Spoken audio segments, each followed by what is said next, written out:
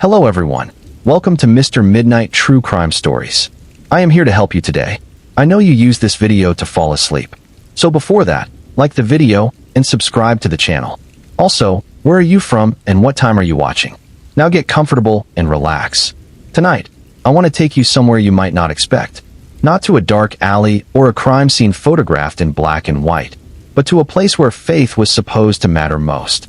To a community where everyone knew everyone, where church bells marked the hours, and where a man's word, if he wore the right collar and shook the right hands, could carry him further than truth ever would.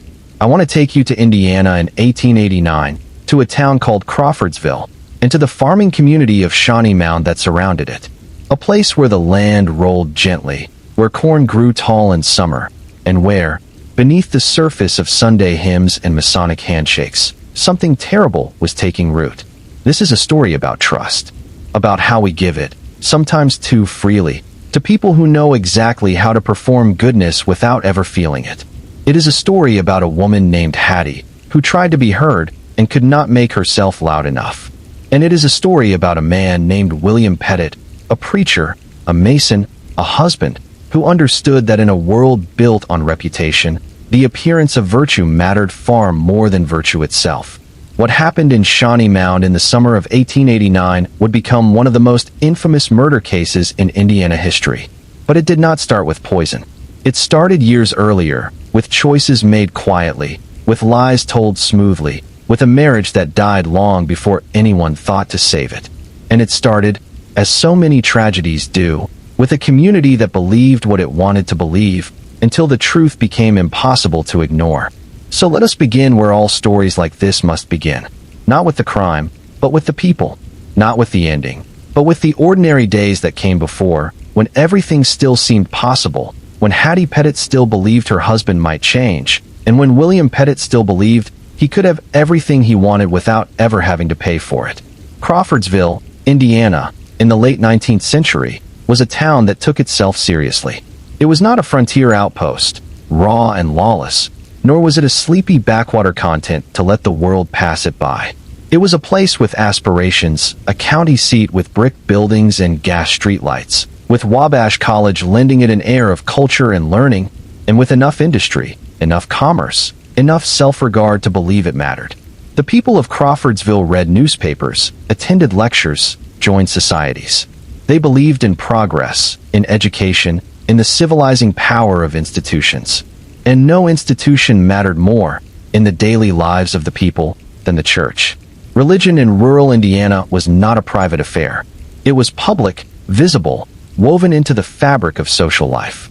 To be respectable meant to attend church, to teach Sunday school, to host the preacher for Sunday dinner. Faith was a marker of character, and character was everything. A man's reputation could open doors or close them. It could secure him credit at the bank, a seat in the Masonic lodge, invitations to the homes of people who mattered. And if you were a preacher, if you stood in the pulpit and spoke of salvation and righteousness, then your reputation was not just important, it was sacred. People trusted you with their souls. They trusted you with their secrets, their marriages, their children.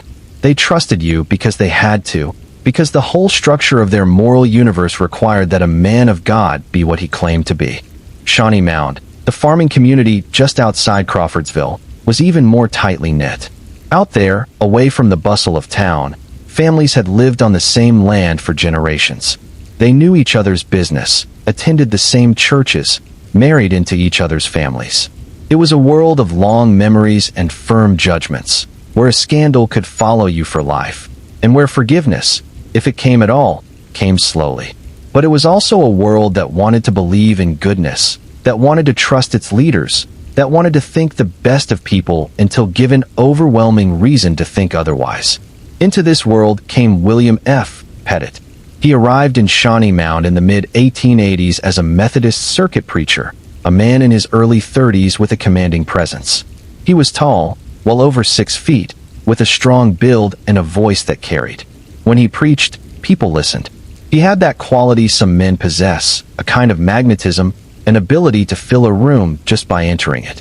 He was educated enough to quote scripture with authority, charming enough to make people laugh, humble enough, or so it seemed, to admit his own struggles with faith and doubt. He spoke of his difficult childhood, his troubled youth, his redemption through Christ. He spoke of grace, of second chances, of the transforming power of belief. And people loved him for it. Within months of his arrival, Pettit had joined the local Masonic Lodge. Freemasonry mattered in rural Indiana, perhaps even more than the church in some circles. It was a fraternity of respectable men, a network of influence and mutual aid. To be a Mason meant you belonged, that you had been vouched for, that you could be trusted. Pettit rose quickly through the ranks, attending meetings, participating in rituals, making himself indispensable. He was the kind of man who knew how to work a room, how to remember names, how to make each person feel seen and valued. He understood, instinctively, that power in a small community was not about force, but about connection. It was about being the man everyone knew, the man everyone liked, the man everyone wanted on their side. And he was married. That mattered too. A preacher needed a wife, needed the appearance of a stable Christian home. Hattie Pettit was everything a preacher's wife should be. She was quiet, kind, intelligent. She had been a schoolteacher before her marriage, respected in the community, known for her patience with children and her gentle manner. She played the organ at church, taught Sunday school, hosted ladies' aid meetings in her home. She smiled when she was supposed to smile, nodded when she was supposed to nod, and kept whatever unhappiness she felt locked away where no one could see it. Because Hattie was unhappy. Anyone who looked closely might have seen it. The way her smile never quite reached her eyes. The way she grew quieter as the years passed, more withdrawn.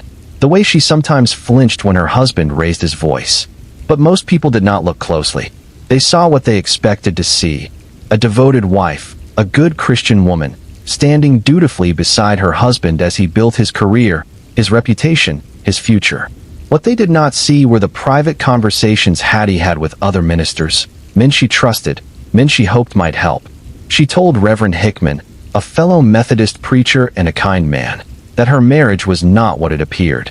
She said her husband was cold to her, that he drank more than he should, that he disappeared for hours without explanation. She said she felt alone, that she had tried to be a good wife, but that nothing she did seemed to matter.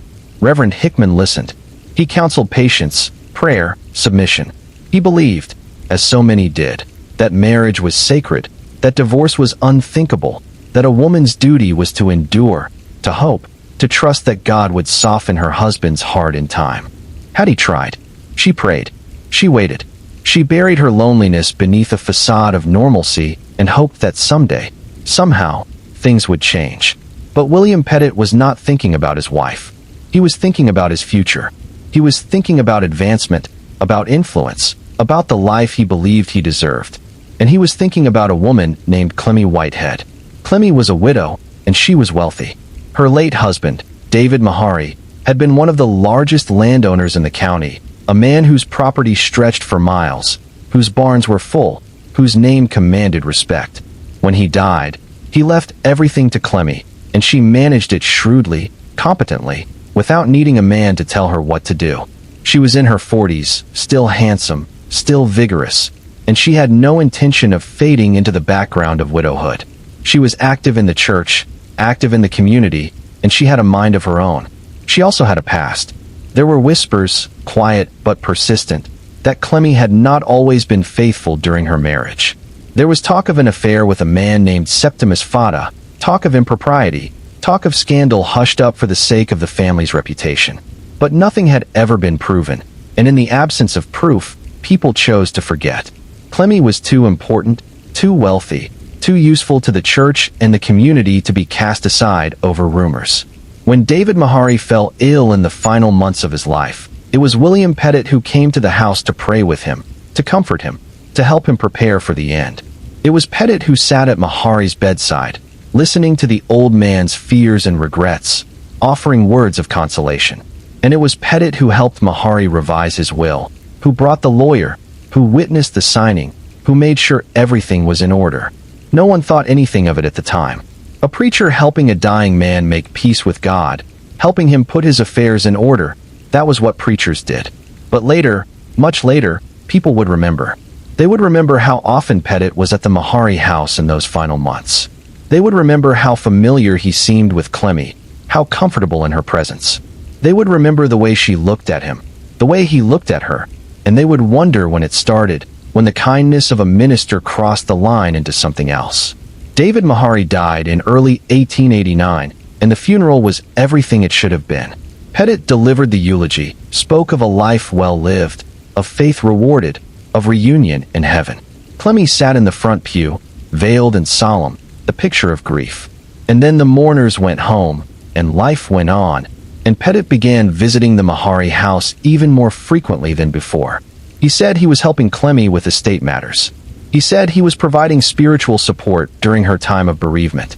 He said a great many things, and because he was a preacher, because he was trusted, people believed him. But the servants saw, the neighbors saw, and slowly, quietly, without anyone quite knowing when it began, the talk started. They were seen together in a buggy, driving out into the countryside in the early evening, just the two of them, no chaperone. They were seen at church functions, standing close, talking in low voices, laughing in a way that seemed too easy, too intimate. They were seen at revival meetings in neighboring towns, traveling together, staying overnight, returning the next day looking tired but happy. And people began to wonder. They began to whisper. They began to ask each other if perhaps the preacher and the widow were closer than propriety allowed. But no one confronted Pettit. Not yet. Because he was a preacher. Because he was a Mason. Because he was admired and respected and trusted. And accusing a man like that of adultery, of violating the sacred trust of his calling, was not something you did lightly. You needed proof. You needed certainty.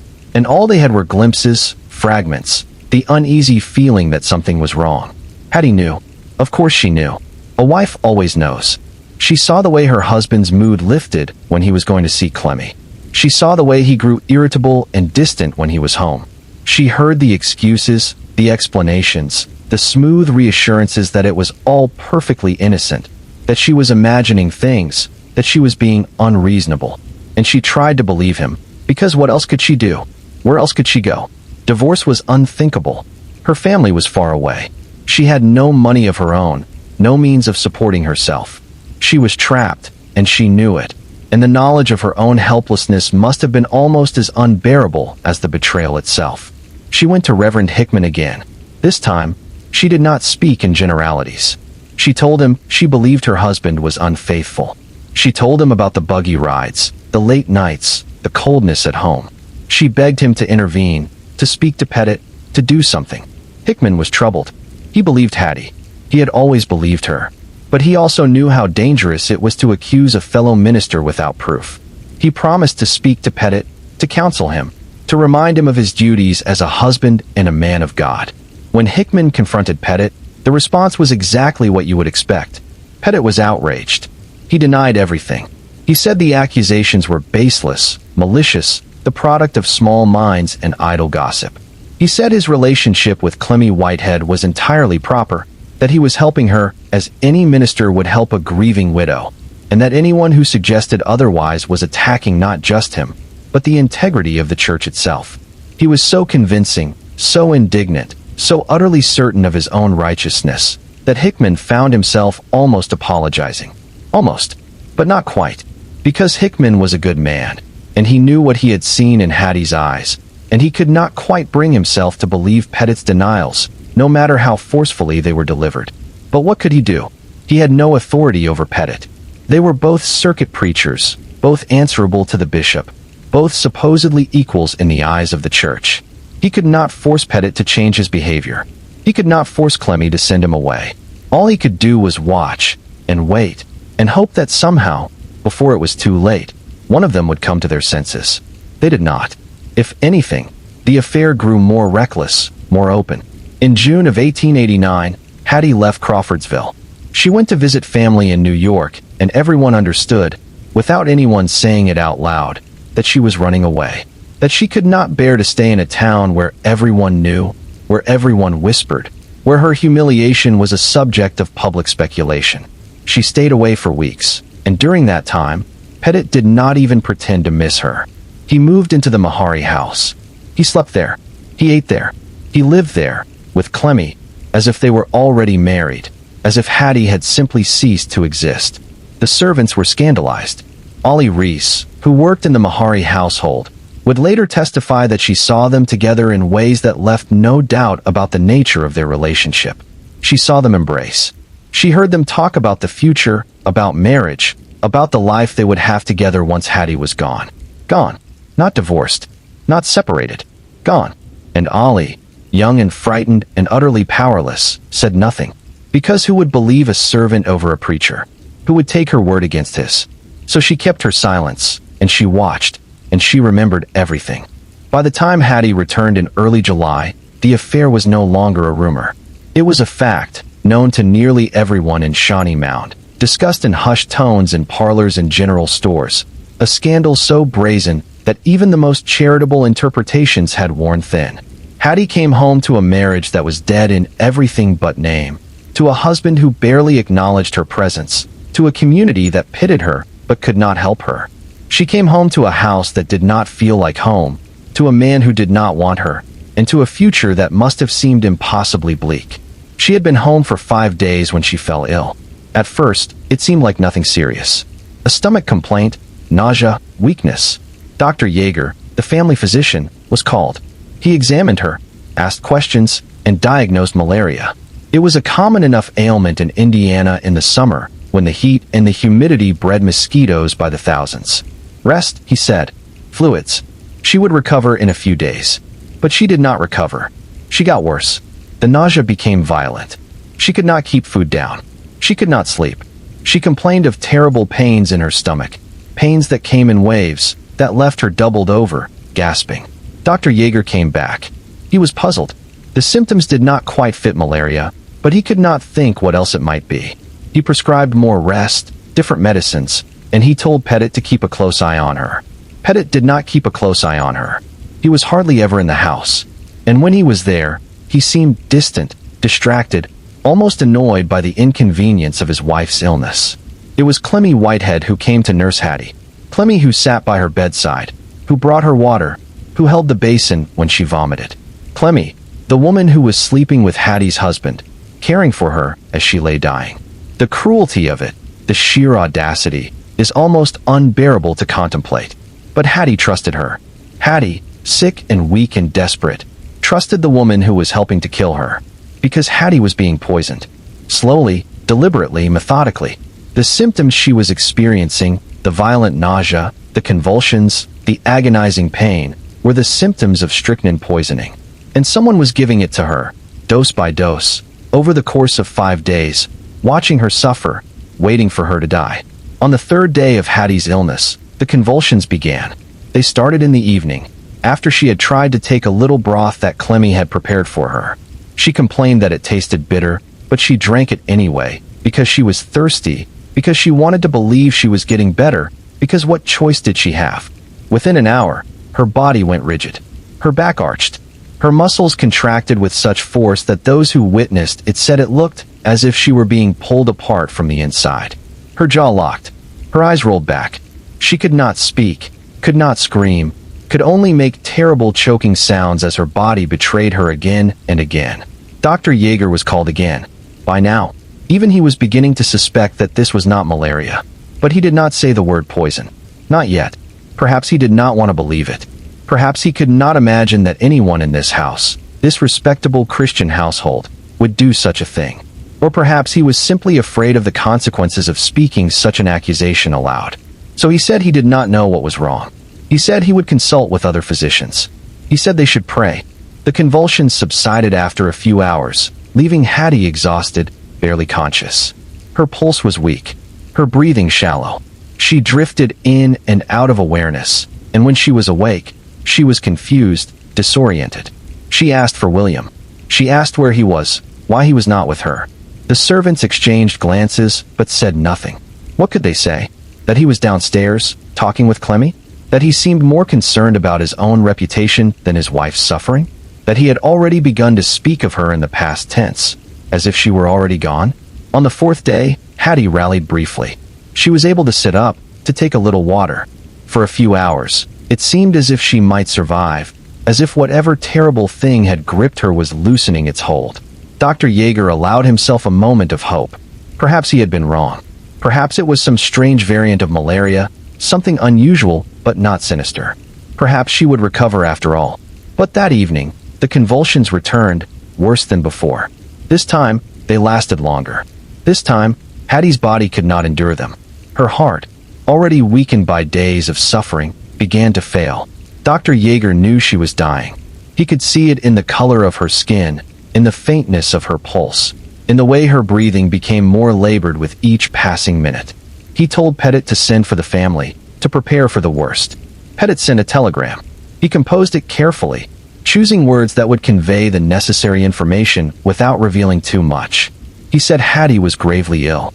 He said they should come if they could. He did not say what he suspected. He did not say what he knew. He simply sent the message and waited. Hattie died on July 17, 1889, just after midnight. She was 32 years old. The official cause of death, as recorded by Dr. Yeager, was malaria. But even as he wrote the words, he must have known they were a lie. He must have known that what he had witnessed was not the natural progression of disease, but something else, something deliberate. And yet he wrote malaria, because to write anything else would be to accuse someone of murder, and he was not ready to do that. Not yet. Perhaps he hoped he was wrong. Perhaps he hoped that the truth, whatever it was, would remain buried with Hattie. But the truth has a way of refusing to stay buried. Pettit's behavior after Hattie's death was strange, even by the standards of grief. He did not weep. He did not collapse. He did not rage against God or fate or the cruelty of losing a young wife. He was calm, composed, almost businesslike. He made arrangements for the funeral with the efficiency of a man settling an account. He wanted it done quickly. He wanted the body embalmed immediately. He wanted Hattie buried in New York, far from Indiana, far from the people who might ask too many questions. The funeral was held at dawn, less than 12 hours after Hattie's death. It was a small service, hastily arranged, attended by only a handful of people. Pettit delivered a brief eulogy, speaking of Hattie's faith, her kindness, her devotion. He spoke as if he had loved her, as if her death was a tragedy that had befallen him rather than something he had orchestrated. And then it was over.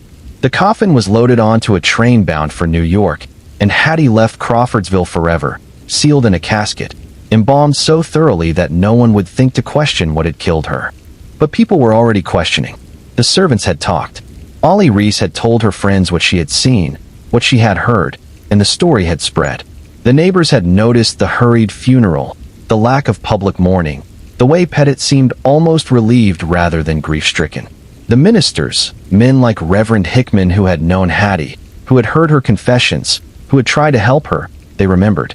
They remembered the affair. They remembered Hattie's unhappiness. They remembered the way Pettit had dismissed their concerns, and now they wondered if they should have pushed harder, spoken louder, done more. And then there was George W. Switzer. Reverend Switzer was a Methodist preacher, a man of principle and stubbornness in equal measure.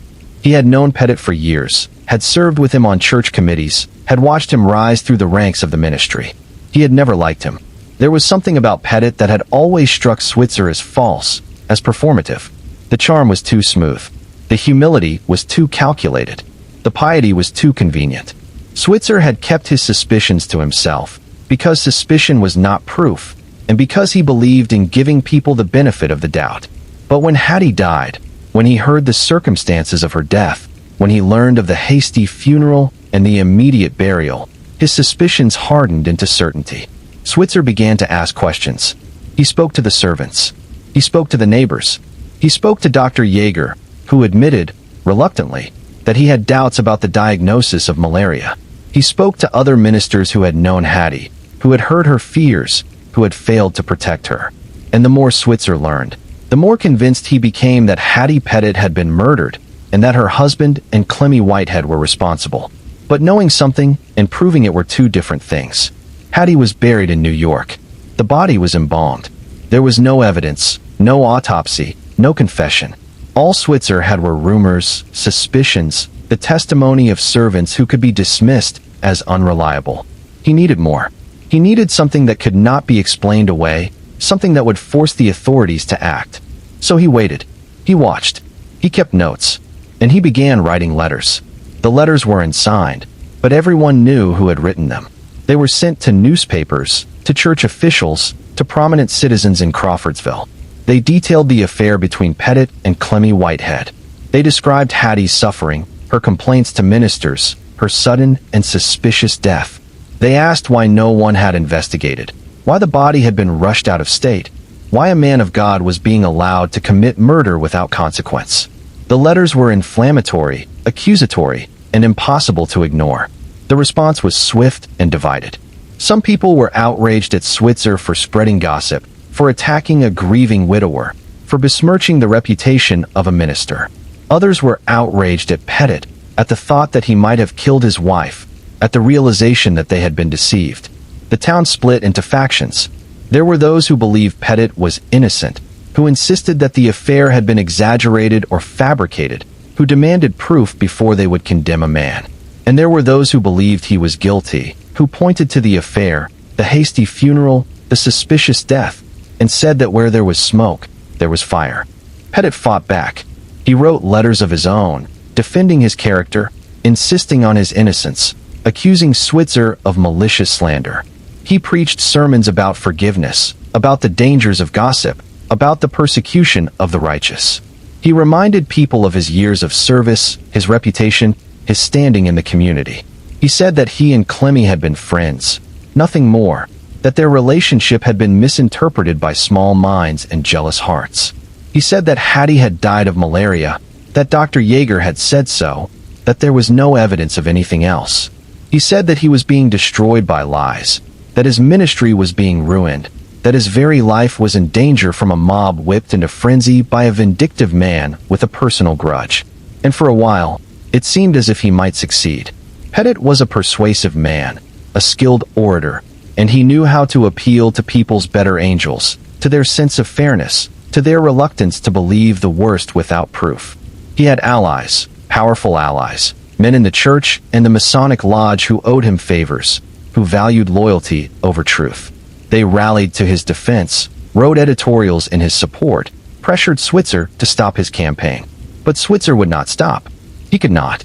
He had seen too much, heard too much, and he believed, with the absolute conviction of a man who knows he is right, that Hattie Pettit had been murdered and that justice had to be done. He went to the Methodist Conference, the body that governed the church in the region, and demanded an investigation. He presented his evidence, such as it was, the testimony of servants, the accounts of Hattie's suffering, the timeline of her death. He demanded that Pettit be questioned, that the affair be acknowledged, that the church take responsibility for the fact that one of its ministers had violated every vow he had ever made. The conference was uncomfortable. They did not want a scandal. They did not want the church dragged through the newspapers, its ministers accused of murder, its integrity questioned. But they could not ignore Switzer. He was too persistent, too credible, too well known. And so they agreed to hold a hearing, not a trial, but an inquiry, a chance for Pettit to defend himself and for the church to determine whether there was any basis for the accusations. The hearing was held in Battleground, Indiana, in late August. It was supposed to be private, but word had spread, and the hall was packed with ministers, laypeople, journalists. Everyone wanted to see how Pettit would respond, whether he would confess or deny, whether he would fight or flee. Pettit stood before the assembly and spoke for over an hour. He admitted, for the first time, that his relationship with Clemmy Whitehead had been inappropriate. He said that he had allowed their friendship to become too close, that he had been weak, that he had failed in his duties as a husband. But he insisted that the relationship had never been consummated, that it had been emotional but not physical, and that he had never, ever wished harm to his wife. He said that Hattie had died of malaria, that he had loved her, that her death had devastated him. He wept as he spoke, or seemed to weep, his voice breaking with emotion, his hands trembling. He begged for forgiveness, not for murder, but for the sin of neglecting his marriage, for allowing temptation to lead him astray. It was a masterful performance, and it was not enough. The ministers in the room had heard too much, seen too much. They did not believe him. They could not. And so, after hours of deliberation, they reached a decision. William F. Pettit was to be expelled from the Methodist ministry. He was no longer a preacher. He was no longer welcome in the pulpit. His credentials were revoked, his authority stripped away. He could appeal, if he wished, but the judgment was clear. He had failed as a minister, as a husband, as a man of God. Pettit left the hall in silence. He did not protest. He did not argue. He simply left, and for a few days, it seemed as if that would be the end of it. The church had acted. Pettit had been punished. Perhaps that would be enough. Perhaps justice, of a sort, had been done. But George Switzer was not satisfied. Expulsion from the ministry was not justice for murder. And Switzer believed, now more than ever, that Hattie had been murdered. He went to the prosecutor, to the sheriff, to anyone who would listen. He said that the body should be exhumed, that an autopsy should be performed, that the truth should be established once and for all. He said that if strychnine was found in Hattie's body, then there could be no more denials, no more excuses, no more delays. There would have to be an arrest, a trial, a reckoning. The authorities were reluctant. Exhumation was expensive, difficult, and often inconclusive. The body had been embalmed. Months had passed, and even if poison was found, proving who had administered it would be nearly impossible. But Switzer was relentless. He gathered affidavits from the servants, from the neighbors, from anyone who had seen or heard anything suspicious. He built a case, piece by piece, until finally, in the fall of 1889, the prosecutor agreed. An order was issued. Hattie Pettit's body was to be exhumed and examined. The exhumation took place in secret, in a cemetery in New York, far from the prying eyes of the press and the public. The coffin was opened. Tissue samples were taken, carefully preserved, and sent to a laboratory in Chicago, one of the few places in the country with the expertise to test for poisons. And then there was nothing to do but wait. The results came back in November. Strychnine. The laboratory had found strychnine in Hattie's liver, in her stomach, in quantities sufficient to cause death. There was no doubt. Hattie Pettit had not died of malaria. She had been poisoned. The news spread through Crawfordsville like wildfire. Within days, everyone knew. The whispers, the rumors, the suspicions that had swirled for months were confirmed. Hattie had been murdered. And now the question was not whether a crime had been committed, but who would be held accountable. The grand jury was convened in December. Witnesses were called. The servants testified. The doctors testified. George Switzer testified, laying out the timeline, the affair, the motive. The evidence was overwhelming, or so it seemed. And yet, when the grand jury delivered its findings, the result was shocking. They refused to indict William Pettit. They refused to indict Clemmy Whitehead. They said there was insufficient evidence to bring charges. The public outcry was immediate and furious. How could there be insufficient evidence? Strychnine had been found in the body. The affair was undeniable. The timeline was clear. What more did they need? But the grand jury stood by its decision, and the prosecutor, whether from cowardice or conviction, did not challenge it. For a brief, terrible moment, it seemed as if Pettit and Clemmy would escape justice entirely. But Switzer, stubborn, relentless, would not let it end there. He went over the grand jury's head. He appealed directly to the Attorney General of Indiana, a man named Michener, who had a reputation for integrity and a willingness to take on difficult cases. Switzer presented the evidence again, argued the case again, and demanded that the state step in where the local authorities had failed. Michener reviewed the case. He interviewed witnesses. He consulted with experts. And in early 1890, he made his decision. The grand jury had been wrong. There was more than enough evidence to proceed. William F. Pettit and Clemmy Whitehead were to be arrested and charged with the murder of Hattie Pettit. The arrest of William Pettit took place in Ohio, where he had fled after the exhumation results became public. He did not resist.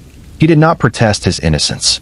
He simply surrendered, was brought back to Indiana in chains, and locked in the county jail to await trial. Clemmy Whitehead was arrested a few days later, at her home in Shawnee Mount. She was calm, dignified, and utterly silent. She refused to answer questions, refused to make a statement, refused to cooperate in any way. She was released on bail. A privilege Pettit was not granted, and she returned to her home to wait. The trial was set for the spring of 1890. It would be held in Crawfordsville, in the same courthouse where so many other cases had been decided, but this one was different. This one mattered. This one would determine not just the fate of two individuals, but the soul of the community itself. Because if Pettit and Clemmy were guilty, if a preacher and a respected widow could murder a woman in cold blood and nearly get away with it, then what did that say about the town, about the church, about the institutions everyone had trusted? The trial would answer that question. Or at least, it would try. The months between the arrest and the trial were strange, unsettled. Crawfordsville was a town divided, and the division ran deeper than anyone had expected. There were families who stopped speaking to each other because one side believed Pettit was guilty and the other insisted he was innocent. There were churches where congregations split over whether to pray for his conviction or his acquittal. There were Masonic lodges where men who had once called each other brother now refused to sit in the same room. The case had become more than a legal matter. It had become a test of belief, of loyalty, of what people were willing to accept about the world they lived in. For some, Pettit's guilt was obvious. They looked at the evidence and saw a man who had betrayed every trust, who had used his position as a minister to seduce a wealthy widow, who had poisoned his wife when she became inconvenient. They saw a man who had lied, manipulated, and performed righteousness while committing murder. They wanted him punished, not just for Hattie's sake, but for the sake of justice itself, for the principle that no one, not even a preacher, was above the law. For others, the idea that Pettit could be guilty was unthinkable. They had known him for years. They had listened to his sermons, trusted him with their confessions, welcomed him into their homes. To accept that he was a murderer was to accept that they had been deceived, that their judgment had been wrong, that the institutions they relied on, the church, the lodge, the bonds of community, had failed them. It was easier to believe that Pettit was innocent, that he had been framed, that the evidence had been fabricated or misinterpreted. It was easier to believe that George Switzer was a fanatic, a troublemaker, a man with a personal vendetta who had ruined a good man's life. And there were those, perhaps the largest group, who simply did not know what to believe. They looked at the evidence and saw reasonable doubt. They looked at Pettit and saw a man who had made mistakes, who had been weak, who had sinned, but who might not be a killer. They wanted the trial to settle the matter, to give them clarity, to tell them what to think. William Pettit sat in jail through the winter, and the conditions were not kind. The cell was cold, damp, poorly ventilated. He was allowed visitors, but not many came. Some of his former friends in the Masonic Lodge sent letters of support, but they did not visit. They did not want to be seen associating with him, not while the outcome was still uncertain. His family, what little he had, stayed away. He was alone, more alone than he had ever been. And for a man who had built his entire life on the approval and admiration of others, the isolation must have been unbearable. Clemmy, by contrast, remained free.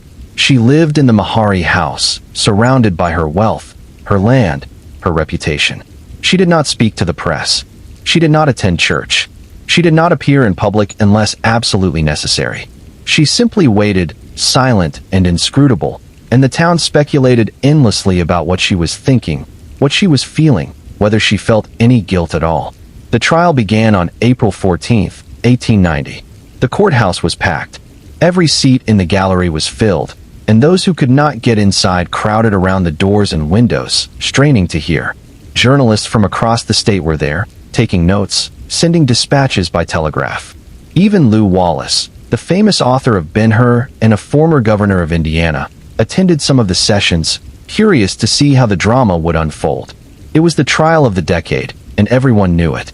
The prosecution was led by the Attorney General himself, Michener, a shrewd and methodical man who had built his case carefully. His strategy was simple: establish motive, establish opportunity, establish means. Show that Pettit and Clemmy had been having an affair. Show that Hattie's death benefited them. Show that strychnine had been present in the household, that Pettit had access to it, and that the symptoms Hattie exhibited were consistent with poisoning. Make it impossible for the jury to believe that her death was anything other than murder. Michener opened with the affair. He called witness after witness who testified to seeing Pettit and Clemmy together, in the buggy, at revival meetings, at the Mahari house. He called Ollie Reese, the servant, who described in careful detail what she had seen and heard. The embraces, the conversations about marriage, the way Pettit had moved into the house when Hattie was away. He called other servants who confirmed Ollie's testimony, who said that Pettit and Clemmy had behaved as if they were already husband and wife, long before Hattie died. The defense objected repeatedly. They said the affair, even if it had occurred, did not prove murder. They said that people had affairs all the time without resorting to poison. They said that the prosecution was trying to prejudice the jury by painting Pettit as an adulterer, which was irrelevant to the question of whether he had killed his wife. But the judge, somewhat surprisingly, allowed most of the testimony. He seemed to understand that motive mattered, that the jury needed to see why Pettit might have wanted Hattie dead. Next, Michener called the doctors. Dr. Yeager took the stand and admitted, reluctantly, that he had diagnosed malaria but had never been certain.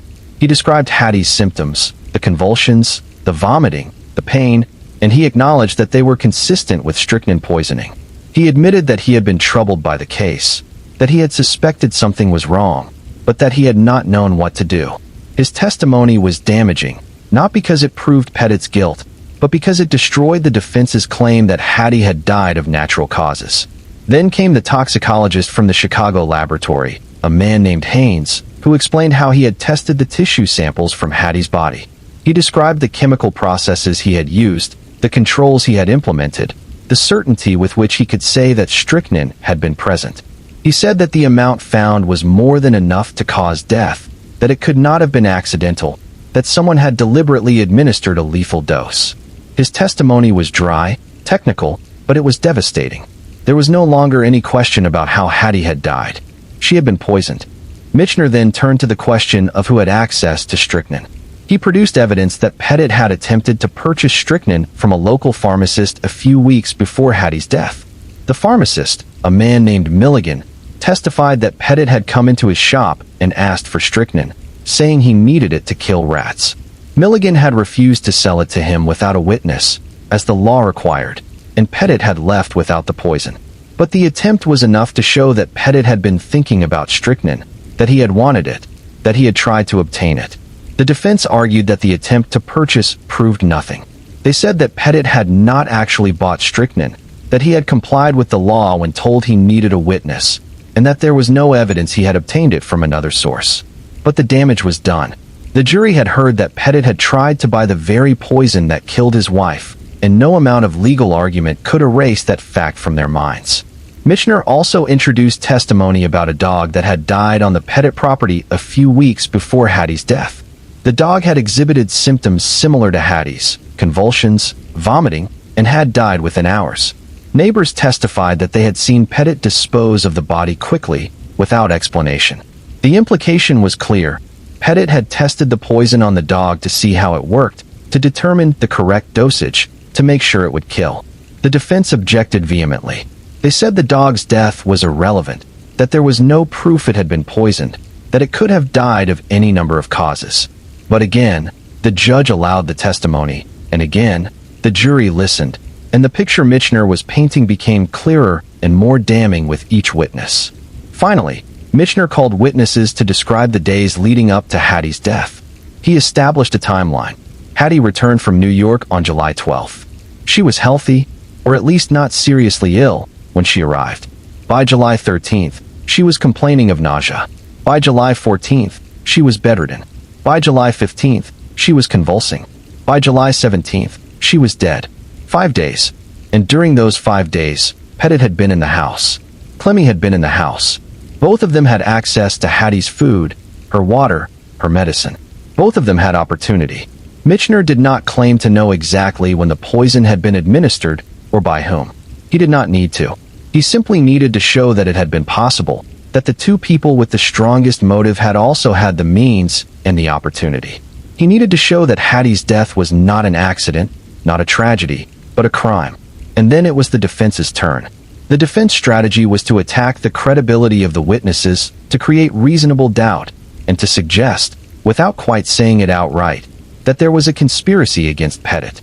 They called character witnesses who testified that Pettit had been a good minister, a kind man, someone who would never harm anyone. They called medical experts who questioned the reliability of the toxicology tests, who said that embalming fluid could produce false positives, that the presence of strychnine did not necessarily mean it had been the cause of death. They called neighbors who said they had never seen anything improper between Pettit and Clemmy, who insisted that the rumors of an affair had been exaggerated. But the defense faced a fundamental problem. They could not explain away the strychnine. They could argue about how it got there, about whether the tests were accurate, about whether it had really killed Hattie. But they could not make it disappear. And as long as the jury believed the strychnine was real, as long as they believed Hattie had been poisoned, the defense was fighting an uphill battle. The defense also tried to introduce evidence of a conspiracy. They suggested that George Switzer had orchestrated the entire case out of personal animosity toward Pettit. They suggested that the servants had been coached, that their testimony had been fabricated, that the whole thing was a vendetta disguised as justice. But they could not produce any proof. They could not show why Switzer would want to destroy Pettit, what he had to gain, why he would risk his own reputation on a lie. And without proof, the conspiracy theory sounded like desperation. Pettit himself did not testify. His lawyers advised against it, and he followed their advice. In the 19th century, defendants were not required to take the stand, and often did not, because cross-examination could be brutal and unforgiving. But his silence was noted. The jury saw a man who would not defend himself, who would not look them in the eye and deny the charges, and they drew their own conclusions. Clemmy Whitehead was not on trial. The prosecution had decided to try Pettit first, to see if they could get a conviction, and then decide whether to proceed against her. She sat in the courtroom every day, dressed in black, her face expressionless, watching the proceedings without comment. Occasionally, she and Pettit exchanged glances, but they did not speak. They could not afford to be seen communicating, to give the jury any more reason to believe they were co-conspirators. The trial lasted 3 weeks. The closing arguments were impassioned, almost theatrical. Michener spoke for hours, walking the jury through the evidence step by step, building the case piece by piece, until the conclusion seemed inescapable. He said that Hattie Pettit had been a good woman, a faithful wife, who had died in agony because her husband wanted her gone. He said that Pettit had used his position as a minister to deceive, to seduce, to kill. He said that if the jury did not convict, if they allowed Pettit to walk free, then they were saying that ministers were above the law, that the powerful could murder the weak without consequence. He said that justice, true justice, required a guilty verdict. The defense countered with their own impassioned plea. They said that the prosecution had not proven its case beyond a reasonable doubt. They said that the presence of strychnine was not enough, that without direct evidence of who administered it, or when, or how, the jury could not convict. They said that Pettit was a flawed man, a man who had made mistakes, but that mistakes were not murder. They said that the jury was being asked to convict based on gossip, on suspicion, on the word of servants and enemies, and that such a conviction would be a miscarriage of justice. And then the case went to the jury. The jury deliberated for 2 days. In the courthouse, in the streets, in homes and churches across Crawfordsville, people waited. They speculated about what the jury was thinking, about whether they would convict or acquit, about what it would mean either way. The tension was unbearable. Fights broke out in saloons between those who believed Pettit was guilty and those who insisted he was innocent. Preachers delivered sermons about justice and mercy, about the dangers of rushing to judgment, about the need to trust in the legal system even when the outcome was uncertain. Inside the jury room, the deliberations were heated. Some jurors believed Pettit was guilty from the start, and nothing the defense said could change their minds. Others were uncertain, troubled by the lack of direct evidence, by the fact that no one had actually seen Pettit administer the poison. They argued, debated, reviewed the testimony over and over. They took votes, changed their minds, took votes again. On the second day, they reached a verdict. Word spread through the courthouse like lightning. The courtroom filled within minutes. People pushed and shoved to get inside, to see the moment, to hear the words that would decide William Pettit's fate. The jury filed in, their faces somber. The judge called for order. The foreman stood. Guilty. The courtroom erupted. Some people cheered. Some wept. Some sat in stunned silence, unable to process what they had just heard. Pettit himself did not react. He sat perfectly still, his face blank, as if he had expected this, as if he had known all along that it would end this way. His lawyers put their hands on his shoulders, whispered something to him, but he did not respond. The judge asked if there was anything the defendant wished to say before sentencing. Pettit stood. For a moment, it seemed as if he might confess, might finally tell the truth about what had happened. But he did not. He said only that he was innocent, that he had been wrongly convicted, that he prayed God would forgive those who had borne false witness against him. And then he sat down. The judge sentenced him to life in prison. In Indiana, At that time, life meant life. There was no parole, no possibility of early release. Pettit would spend the rest of his days behind bars, and he would die there. He was taken from the courtroom in chains, led through a crowd that parted to let him pass. Some people jeered. Some prayed. Some simply stared, trying to reconcile the man they had trusted with the man who had just been convicted of murder. Pettit did not look at them. He kept his eyes straight ahead, and he did not speak. Clemmy Whitehead left the courtroom quietly, surrounded by family. She had not been charged, not yet, but everyone knew that the prosecution was considering it. They were waiting to see if Pettit would confess, would implicate her, would give them the evidence they needed to bring her to trial. But Pettit did not confess. He maintained his innocence, insisted that Hattie had died of malaria, that the strychnine had been a mistake or a fabrication. And without his testimony, without some new piece of evidence, the case against Clemmy was weak, circumstantial, difficult to prove. Weeks passed. The prosecutors debated. They knew Clemmy was guilty, or at least they believed she was. They believed she had helped Pettit, that she had been at the very least an accomplice, and perhaps more than that. Perhaps she had been the one who administered the poison. Perhaps she had been the one who planned it. But belief was not proof, and they were not certain they could get a conviction. In the end, they decided not to prosecute. They told themselves it was because the evidence was insufficient, but there were other reasons too. Clemmy was wealthy. She had powerful friends. She could afford the best lawyers, could drag the trial out for years, could make it expensive and politically damaging. And she was a woman, and juries in the 19th century were reluctant to convict women of murder, especially women of standing and respectability. The prosecutors knew that even if they brought her to trial, even if they presented the same evidence that had convicted Pettit, there was a very real chance she would be acquitted. And an acquittal would be worse than no trial at all. It would be a vindication, a declaration that she was innocent, and that was a risk they were not willing to take. So Clemmy Whitehead was never charged. She was never tried. She was never formally held accountable for what had happened to Hattie Pettit. She lived out the rest of her life in Shawnee Mound, in the house that had once belonged to David Mahari, surrounded by her wealth and her silence. She never spoke publicly about the case. She never admitted guilt. She never expressed remorse. She simply went on, as if nothing had happened, as if Hattie had never existed. But she did not go on unchanged. The trial had destroyed her reputation. She was no longer welcome in church, no longer invited to social gatherings, no longer treated with the respect she had once commanded. People crossed the street to avoid her. Children were warned to stay away from her property. She became a pariah, a figure of disgust and fear, and she lived the rest of her life alone, isolated, shunned by the very community that had once admired her. Some people thought that was justice enough. They said that Clemmy was suffering, that her punishment was social rather than legal, but no less real for that. They said that she would carry the guilt of what she had done for the rest of her life, that she would never be free of it, and that perhaps that was worse than prison. Others thought it was a travesty. They thought Clemmy had gotten away with murder, that she had used her wealth and her gender to escape the consequences of her actions, and that the law had failed Hattie twice. Once by not protecting her while she was alive, and again by not punishing the woman who had helped kill her. George Switzer was satisfied, but only partially. He had fought for years to see Pettit brought to justice, and he had succeeded. But he had wanted more. He had wanted Clemmy convicted as well. He had wanted both of them punished, both of them held accountable. Still, he took what he could get.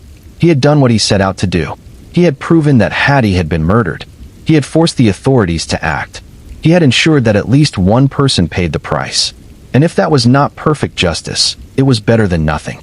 William Pettit was sent to the Indiana State Prison in Michigan City, a grim, forbidding place on the shore of Lake Michigan.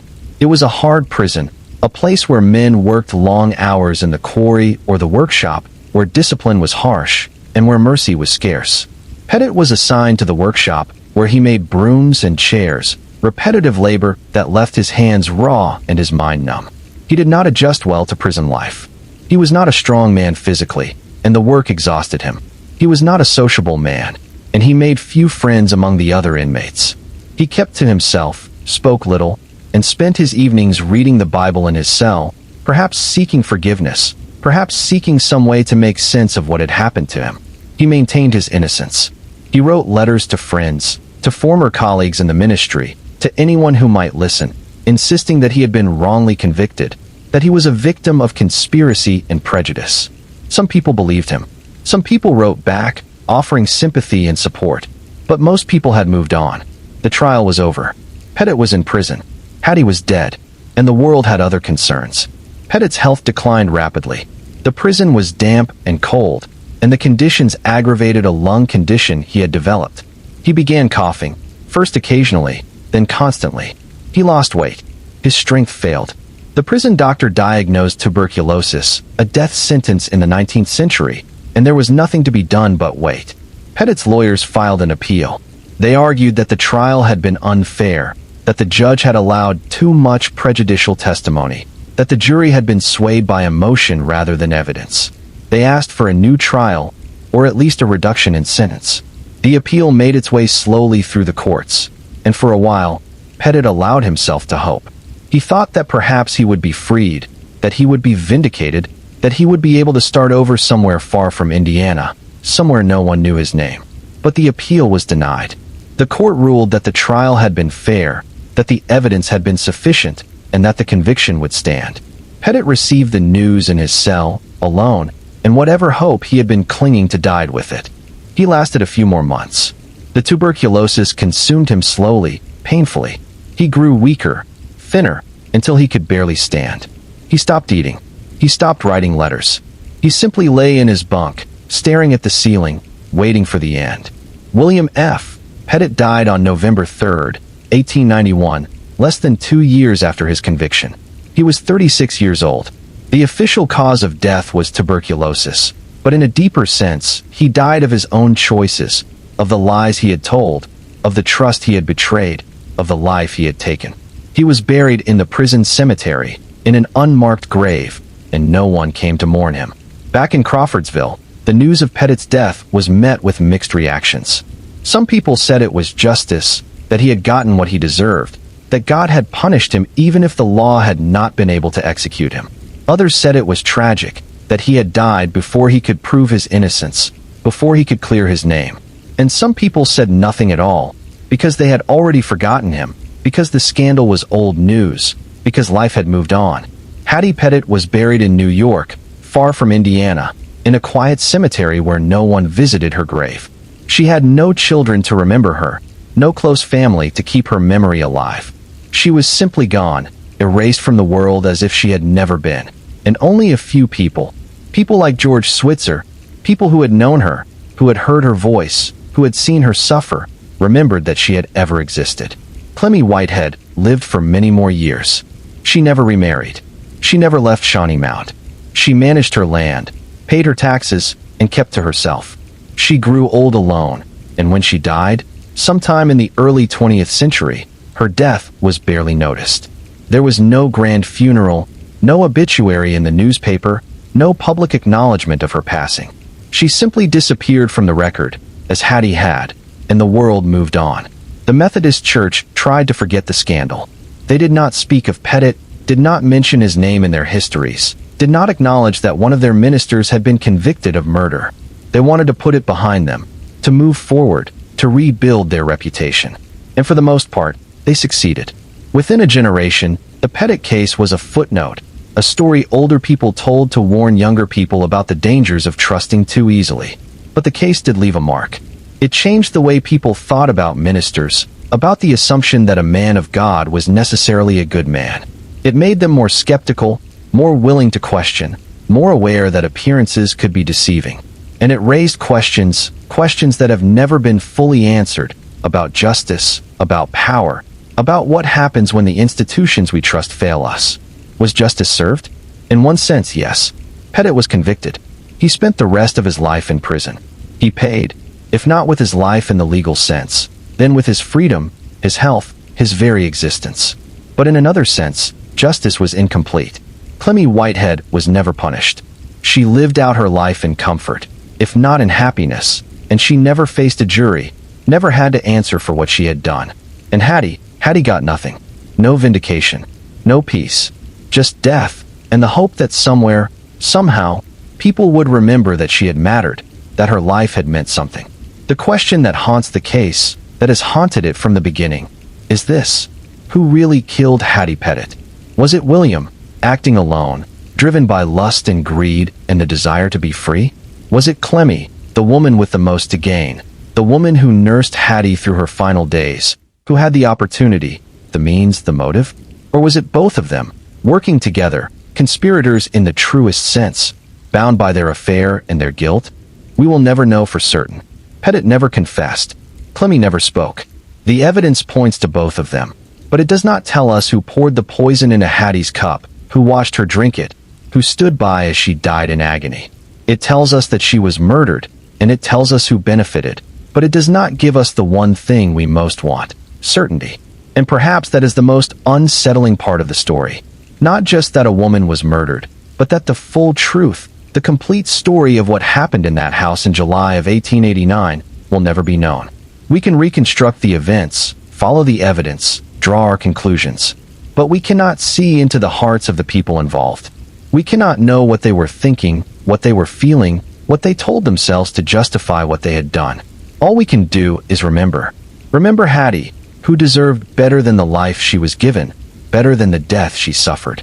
Remember the people who fought for her, who refused to let her murder be forgotten, who demanded justice even when it seemed impossible.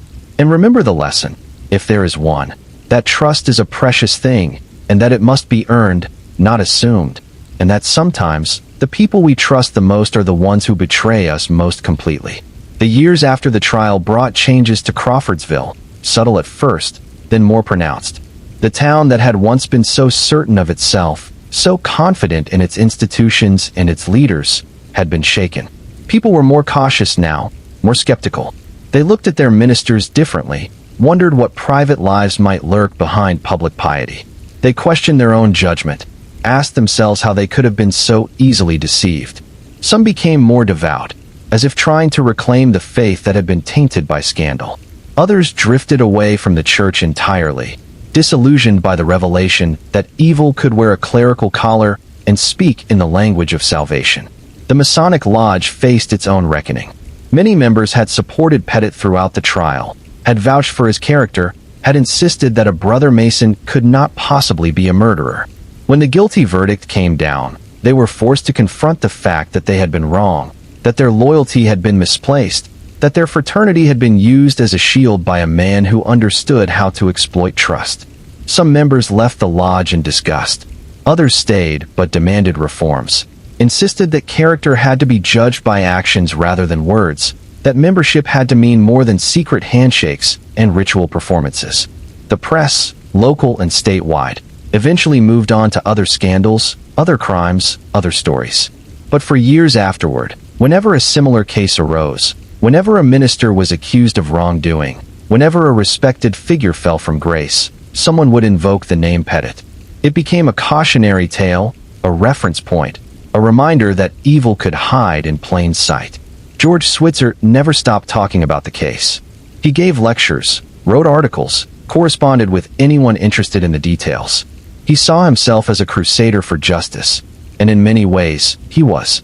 Without his persistence, without his refusal to let the matter rest, Hattie's murder might never have been investigated, much less prosecuted. But Switzer was also human, and like all humans, he had his flaws. He could be self-righteous, uncompromising, unwilling to see nuance or complexity. He believed absolutely in his own version of events, and anyone who questioned him was, in his mind, complicit in the cover-up. Still, history has been kind to Switzer. Most accounts of the case treat him as a hero, the man who stood up when others remained silent, who fought for a victim who could not fight for herself. And that assessment is largely fair. Switzer did what needed to be done, even when it cost him friendships, even when it made him unpopular, even when it would have been easier to let the matter drop. He understood that justice sometimes requires stubbornness, that righteousness sometimes demands discomfort, and he was willing to pay that price. Hattie's family in New York learned of the trial results through letters and newspaper reports. They were relieved that Pettit had been convicted, grateful that someone had been held accountable. But their relief was tempered by grief, by the knowledge that no verdict could bring Hattie back, could undo the suffering she had endured in her final days. They visited her grave when they could, brought flowers, said prayers, and tried to find comfort in the belief that she was at peace now, that her suffering was over, that she was in a better place. But they also carried anger. Anger at Pettit, certainly, but also at the system that had failed her while she was alive. Hattie had tried to get help. She had confided in ministers, had told them she was unhappy, had asked for intervention. And what had they done? They had counseled patience. They had told her to pray, to submit, to wait for God to change her husband's heart. They had treated her suffering as a private matter, a domestic concern, something to be endured rather than addressed. And so she had endured, until she could endure no longer, until someone decided she was too inconvenient to live. The question of what could have been done differently haunted many people. Could Reverend Hickman have done more? Could the church have intervened earlier? Could someone, anyone, have seen what was coming and stopped it? The answers were elusive, complicated. Divorce was not a realistic option for Hattie. She had no independent means, no place to go. The law offered little protection to women in her situation. Even if she had left, even if she had somehow managed to support herself, the social stigma would have been crushing. She would have been seen as a failure, a woman who could not keep her husband, who had abandoned her sacred duties. So she had stayed, and staying had killed her. The case raised uncomfortable questions about marriage, about the power dynamics between men and women, about the way society prioritized the preservation of marriage over the safety and happiness of wives. These were not questions most people wanted to think about, not in the 1890s, not in a culture that still believed deeply in the sanctity of the home and the authority of the husband. But the questions lingered, spoken quietly in women's circles, whispered among those who had seen too much, who knew too many Hatties, who understood that the Pettit case was not an isolated incident, but a symptom of a larger problem. The legal system, for its part, had functioned, more or less as intended. A crime had been committed. Evidence had been gathered. A trial had been held. A verdict had been reached. Justice, in the formal sense, had been done. But the law is a blunt instrument, capable of punishment, but not of healing, of retribution, but not of prevention. It could lock Pettit away, but it could not undo the years of manipulation, the months of suffering, the moment of death. It could not give Hattie back her life, her future, her chance at happiness. And it could not touch Clemmy Whitehead. Clemmy's escape from prosecution remained a source of bitterness for many. She had been there. She had participated. She had benefited. And yet she faced no trial, no jury, no reckoning. The reasons for this were pragmatic, legal, political. But to those who believed in justice, who believed that all guilty parties should be held accountable, the decision not to prosecute felt like a betrayal. Some people took matters into their own hands, in small, petty ways. They refused to do business with Clemmy. They shunned her in public. They made sure she knew she was not welcome, not forgiven, not forgotten. It was a kind of justice, informal and communal, the judgment of neighbors rather than the judgment of law. But it was also cruel, relentless, and it lasted for the rest of her life. Clemmy bore it without complaint, at least publicly. She did not defend herself, did not try to win back the community's favor. She simply withdrew, became more reclusive, more isolated. She hired people to manage her land, to handle her business affairs, to interact with the world on her behalf. She stayed inside her house, behind closed doors, and let the years pass. What she thought about during those years, we can only imagine. Did she feel guilt? Did she regret what had happened? Did she think about Hattie, about the woman she had helped destroy? Or did she rationalize, justify, tell herself that she had done nothing wrong, that she had simply fallen in love with the wrong man at the wrong time, that events had spiraled beyond her control? We do not know. We cannot know. Clemmy left no diary, no letters, no confession. She took her secrets to the grave, and they remain there still. The broader implications of the case extended beyond Crawfordsville. The trial had been covered extensively in the press, and it became a national story, albeit briefly.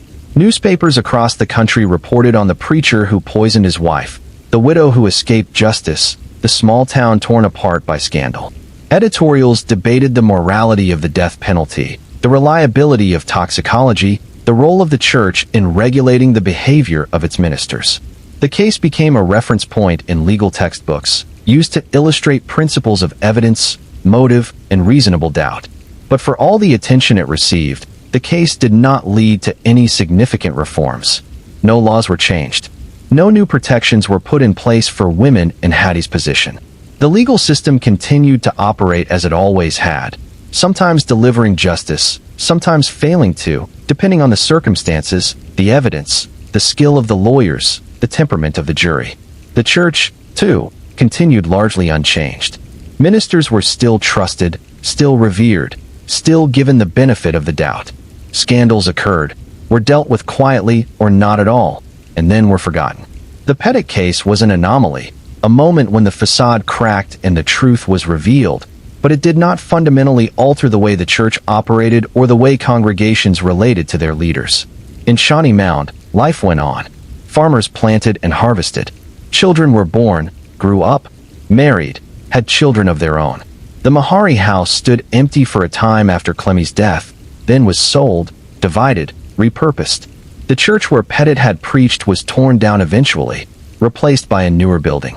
The gravestones in the cemetery weathered and faded, names becoming harder to read, stories being forgotten. But some people remembered. Older residents would tell the story to younger ones, usually in hushed tones, as if speaking too loudly might summon the ghosts of that terrible summer. They would point out the locations, the house where Hattie died, the church where Pettit preached, the road where he and Clemmy had driven together in the evenings. They would talk about who had believed in Pettit's guilt and who had defended him, who had been right and who had been wrong. And they would shake their heads, marveling at how such a thing could have happened, how no one had stopped it, how close the truth had come to being buried forever.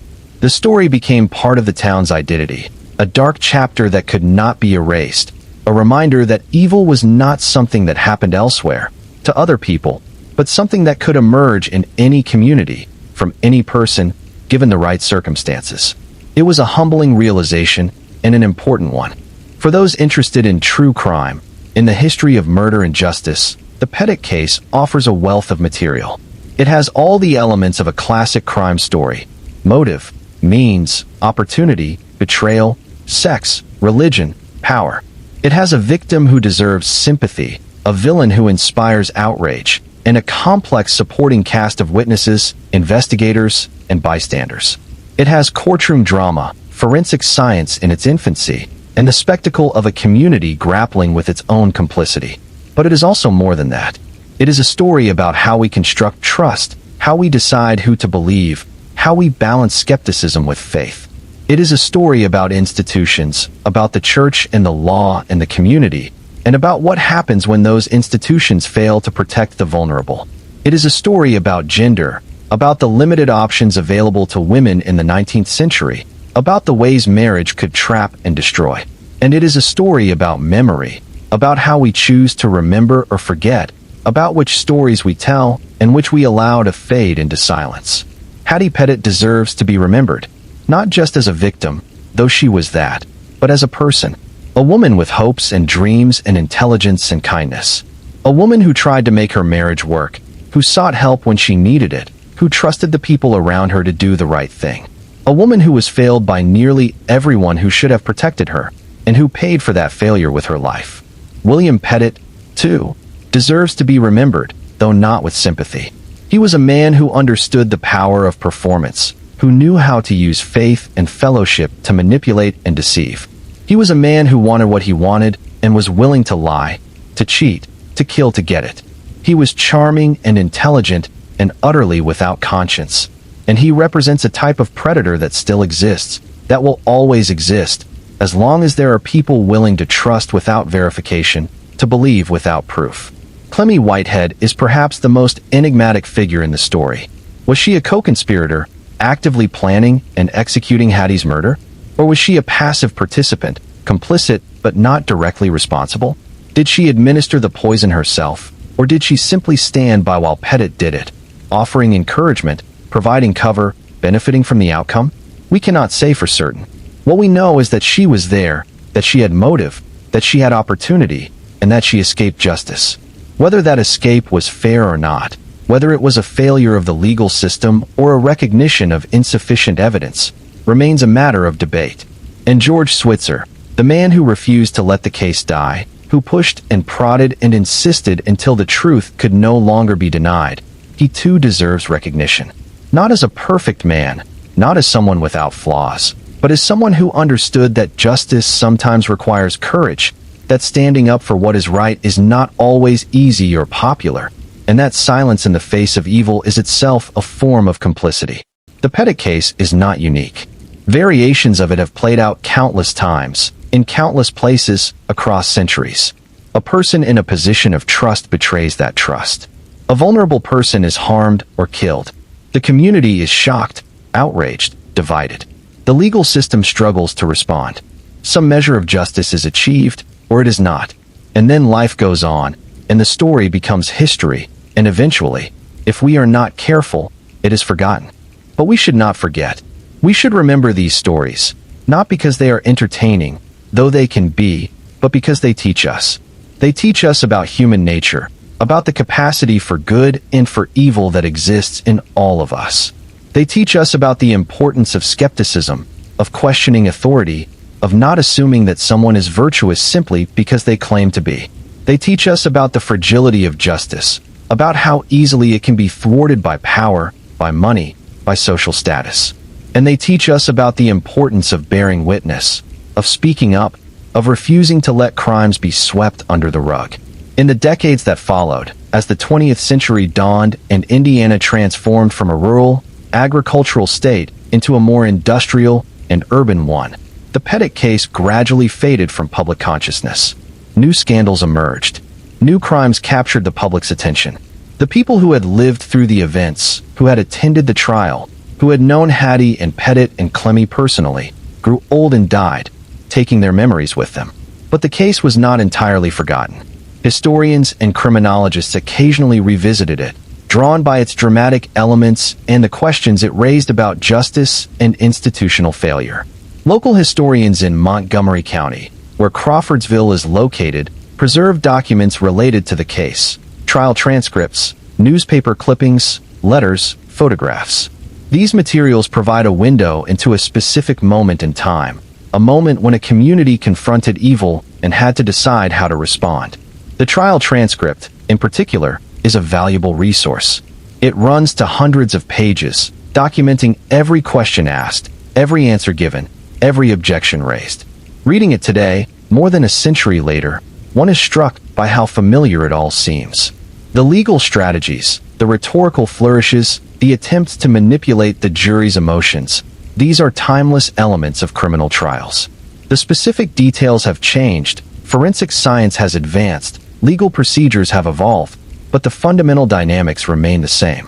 What stands out most in the transcript is the testimony of the servants, particularly Ollie Reese.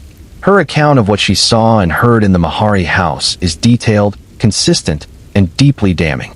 She described seeing Pettit and Clemmy embrace, hearing them discuss marriage, watching them behave as if they were already a couple. She described the way Clemmy nursed Hattie, bringing her food and drink, sitting by her bedside. She described Pettit's coldness toward his dying wife, his absence from the house for long stretches, his apparent lack of concern. Under cross-examination, the defense tried to discredit Ollie. They suggested she was lying, that she had been coached by the prosecution, that she had a grudge against Pettit or Clemmy. But Ollie held firm. She answered every question calmly, clearly, without hesitation. She did not embellish. She did not speculate. She simply told what she had seen, and her credibility was evident to everyone in the courtroom. The defense also tried to suggest that Ollie, as a servant, as someone of lower social status, could not be trusted to accurately interpret what she had witnessed. This was a common tactic in the 19th century, an appeal to class prejudice, an assumption that the word of a wealthy, respectable person should carry more weight than the word of a poor one. But the jury did not seem swayed by this argument. They understood that servants often saw and heard things that their employers wanted to keep hidden, and that Ollie had no reason to lie. The medical testimony was also crucial. Dr. Yeager's admission that he had misdiagnosed Hattie's illness was painful to hear. He was an experienced physician, respected in the community, and yet he had failed to recognize the signs of poisoning. Why? Partly because he did not suspect it, did not imagine that anyone would do such a thing. Partly because he wanted to believe the best of Pettit, wanted to trust that a minister would not harm his wife. And partly because the symptoms of strychnine poisoning, especially in the early stages, can mimic other illnesses. But once the convulsions began, once Hattie's body started to contort in agony, Yeager should have known. He should have questioned the diagnosis, should have consulted with other doctors, should have considered the possibility of poisoning. His failure to do so allowed Hattie to suffer for days, allowed the poisoning to continue, allowed her killers to believe they might get away with it. Yeager's testimony at the trial was tinged with regret. He admitted his mistakes, acknowledged that he should have acted differently. But his regrets could not bring Hattie back, could not undo the suffering she had endured. All they could do was serve as a cautionary tale for other physicians, a reminder that trust must be balanced with vigilance, that even the most respectable people are capable of terrible acts. The toxicologist's testimony was more straightforward. He explained the science behind the detection of strychnine, the chemical tests he had performed, the controls he had used to ensure accuracy. He acknowledged that embalming fluid could potentially interfere with the tests, but he had accounted for that, had used methods that minimized the risk of false positives. He was confident, based on his analysis, that Hattie had ingested a lethal dose of strychnine, and that it had been the cause of her death. The defense challenged this testimony vigorously. They brought in their own expert, a chemist who testified that the tests were unreliable, that the results could have been contaminated, that the presence of strychnine did not necessarily mean it had been administered deliberately. But the prosecution's expert was more credible, more experienced, and more convincing. The jury believed him, and that belief was central to their verdict. The question of where the strychnine came from was never fully resolved. The pharmacist testified that Pettit had tried to buy it, but had been turned away. So where did he get it? One theory was that he had obtained it from another source, perhaps a less scrupulous pharmacist in a neighboring town, or perhaps from a veterinarian, who would have had access to poisons for treating livestock. Another theory was that Clemmy had obtained it, either before or after David Mahari's death, and had kept it on hand for some purpose. The prosecution did not need to prove exactly where the strychnine came from. They only needed to prove that it had been administered, that Pettit and Clemmy had motive and opportunity, and that the death was not natural. The jury accepted this argument and convicted Pettit based on the totality of the evidence. One aspect of the case that is often overlooked is the role of the press. Newspapers in the 19th century were partisan, sensational, and often unreliable. They did not adhere to the standards of objectivity that modern journalism, at its best, strives for. They took sides, editorialized freely, and sometimes printed rumors as facts. In the Pettit case, the press was instrumental in keeping the story alive. They reported on the affair, the death, the suspicions. They published letters from George Switzer and responses from Pettit. They covered the trial in exhaustive detail, printing transcripts of testimony, sketches of the courtroom, interviews with spectators. They made the case a public event, a spectacle, and in doing so, they ensured that it could not be quietly swept aside. But the press also sensationalized the story. They focused on the salacious details, the affair, the poison, the wealthy widow. They portrayed Pettit as a monster and Hattie as a saint, neither of which was entirely accurate. Pettit was a flawed, selfish, manipulative man, but he was still human, still capable of fear and regret and suffering. Hattie was kind and patient and good, but she was also a real person, not a plaster saint, and reducing her to a symbol does her a disservice. The press coverage also contributed to the division in the community. People who supported Pettit felt that the newspapers were biased, that they were conducting a witch hunt, that they were denying him a fair trial by poisoning public opinion against him. People who believed in his guilt felt that the press was finally holding him accountable, finally giving voice to the truth that had been suppressed for too long. Both perspectives had some validity. The press was biased, and their coverage did influence public opinion. But it is also true that without the press, the case might never have been pursued, that the authorities might have been content to let Hattie's death remain officially attributed to malaria, that Pettit and Clemmy might have gone on with their lives unpunished. The role of the church in the case is also complex. On one hand, the church failed Hattie. Ministers like Reverend Hickman heard her complaints, knew she was suffering, and did nothing effective to help her. They counseled submission and patience, when what she needed was protection and support. They prioritized the sanctity of marriage over the safety of the wife, and that failure had fatal consequences. On the other hand, it was a minister, George Switzer, who ultimately brought Pettit to justice. It was the Methodist Conference that expelled Pettit from the ministry, that acknowledged his wrongdoing, that refused to protect him simply because he was one of their own. The church, as an institution, is made up of individuals, and those individuals responded differently to the crisis. Some failed, some rose to the occasion, some were complicit, and some were heroic. The lesson, perhaps, is that institutions are only as good as the people who comprise them, and that we cannot assume an institution will act righteously simply because it claims to represent God or justice or truth. Institutions must be held accountable, must be questioned, must be reformed when they fail. And individuals within those institutions must have the courage to speak up, to challenge authority, to insist on doing what is right even when it is difficult or unpopular. The Pettit case also illustrates the limitations of forensic science in the 19th century. Today, we have DNA testing, advanced toxicology, digital forensics. We can determine cause of death with a high degree of certainty, can trace poisons to their sources, can build cases on microscopic evidence. But in 1889, none of that existed. The tests for strychnine were relatively crude, the chain of custody was poorly documented, and the interpretation of results was subject to debate. And yet, despite these limitations, the prosecution was able to prove its case. They did so not through science alone, but through a combination of science, witness testimony, motive, and circumstantial evidence. They built a narrative that made sense, that explained the facts, that convinced a jury. This is still how most criminal cases are won or lost, not through a single smoking gun piece of evidence, but through the accumulation of many smaller pieces, each one adding weight until the conclusion becomes inescapable. The defense's strategy, conversely, was to sow doubt. They did not need to prove Pettit's innocence. They only needed to convince the jury that the prosecution had not proven its case beyond a reasonable doubt. They attacked the credibility of witnesses, questioned the reliability of the toxicology, suggested alternative explanations, and portrayed Pettit as a victim of circumstance and prejudice. This is a standard defense strategy, and it often works.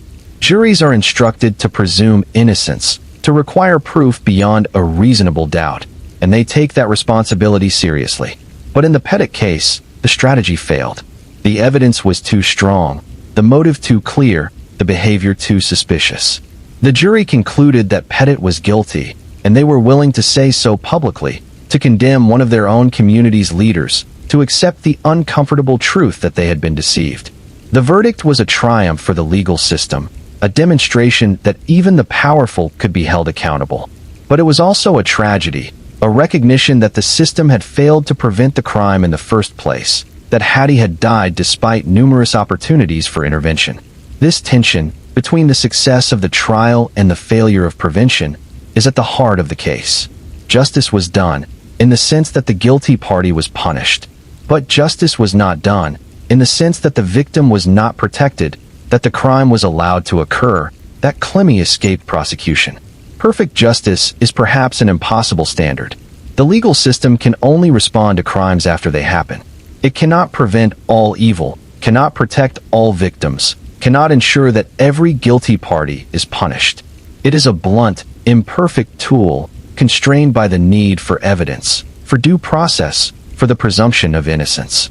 But imperfect justice is still better than no justice at all. And the Pettit case, for all its flaws and failures, stands as an example of a community that refused to let a crime go unpunished, that fought for accountability, that insisted on the truth even when it was painful and divisive. As the years passed and the 20th century progressed, attitudes toward marriage, toward women's rights, toward the role of religion in public life, all began to shift. The women's suffrage movement gained momentum, leading eventually to the 19th Amendment in 1920. Divorce became more socially acceptable, more legally accessible. The authority of ministers and other religious leaders was increasingly questioned, especially in the wake of scandals and the rise of more secular modes of thought. These changes did not happen quickly, and they did not happen uniformly. In rural Indiana, in communities like Shawnee Mound, traditional values persisted longer than they did in urban areas. But even there, the old certainties were eroding, the old hierarchies were being challenged, and women like Hattie were beginning to have more options, more protections, more voices. It is tempting to see the Pettit case as a relic of a different era, a story from a time when women were powerless and ministers were untouchable. But that would be a mistake. The dynamics that led to Hattie's death, the abuse of power, the manipulation, the silence of institutions, the prioritization of reputation over safety, these are not relics. They persist, in different forms, in different contexts, but they persist. We still see cases where powerful men abuse their positions, where victims are not believed, where institutions close ranks to protect their own. We still see marriages where one partner is trapped, where leaving seems impossible, where asking for help leads to platitudes rather than protection.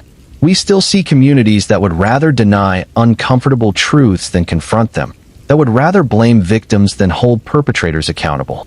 The specifics have changed.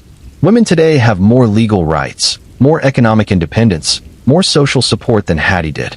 But the fundamental patterns, the ways power operates, the ways abuse hides behind respectability, these remain disturbingly familiar. And so the Pettit case is not just a historical curiosity. It is a cautionary tale, a reminder, a mirror.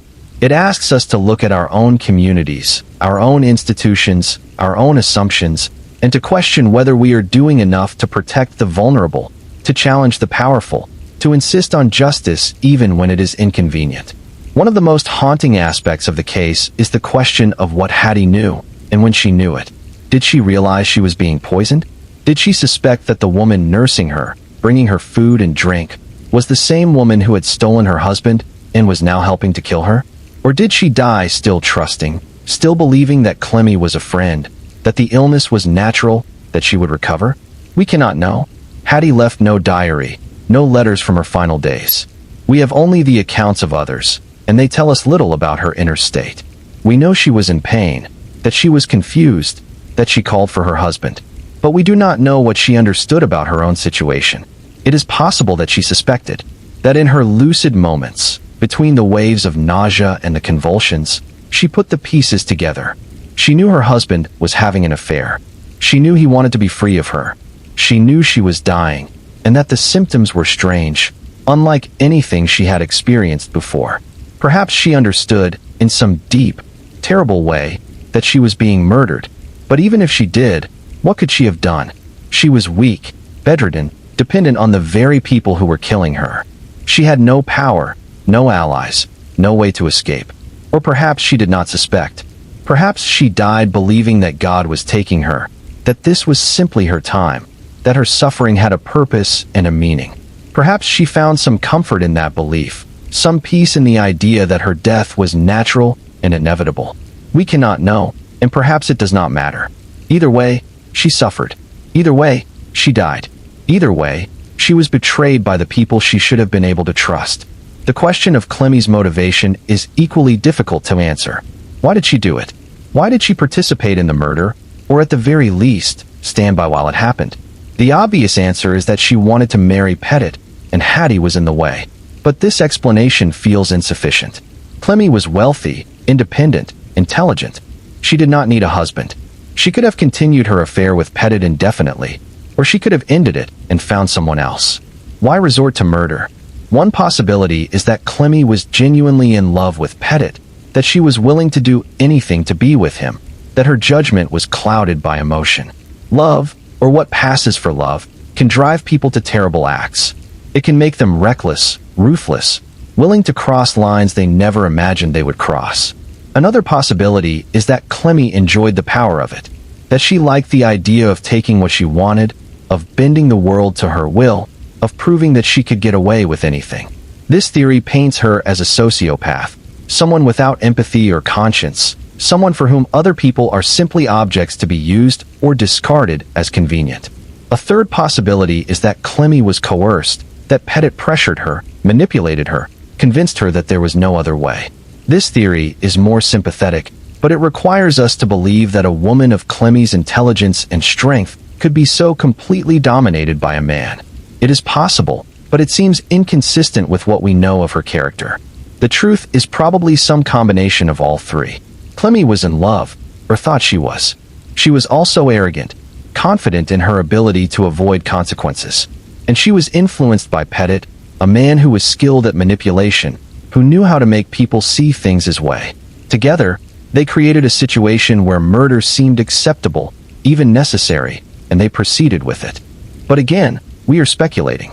Clemmy never explained herself, never justified her actions, never gave us any insight into her thoughts or feelings. She took her secrets to the grave, and they remain buried with her. The broader cultural context of the case is also worth considering. The late 19th century was a time of significant social change in America. The country was industrializing, urbanizing, moving away from its agrarian roots. Traditional structures, the church, the family, the small community, were under pressure. People were more mobile, more independent, less bound by the old rules and expectations. This created opportunities, but it also created anxieties. Many people felt that society was becoming more chaotic, more immoral, that the old verities were being lost. There was a sense of nostalgia for a simpler, more virtuous past, a past that probably never existed but that people longed for nonetheless. In this context, the Pettit case was deeply disturbing. It suggested that even the institutions that were supposed to anchor society, the church, the family, could not be trusted. It suggested that ministers, the moral guides of the community, could be as corrupt and self-serving as anyone else. It suggested that the surface of respectability could hide profound evil. The trial, then, was not just about Pettit's guilt or innocence. It was about whether the community could reassert control, could punish wrongdoing, could restore some sense of order and justice. The verdict was a statement: we will not tolerate this. We will not allow our institutions to be corrupted. We will hold people accountable, no matter who they are. But the victory was incomplete because Clemmy was not punished. And that incompleteness left a bitter taste, a sense that justice had been served only partially, that the powerful could still, to some extent, escape the consequences of their actions. The case also raises questions about the nature of evil. Was Pettit evil? Was Clemmy? Or were they simply weak, selfish people who made terrible choices? There is a tendency, in discussing crimes like this, to want to label the perpetrators as monsters, as fundamentally different from the rest of us. This is comforting. It allows us to believe that we would never do such a thing, that we are incapable of such evil, that the capacity for murder exists only in a small subset of humanity.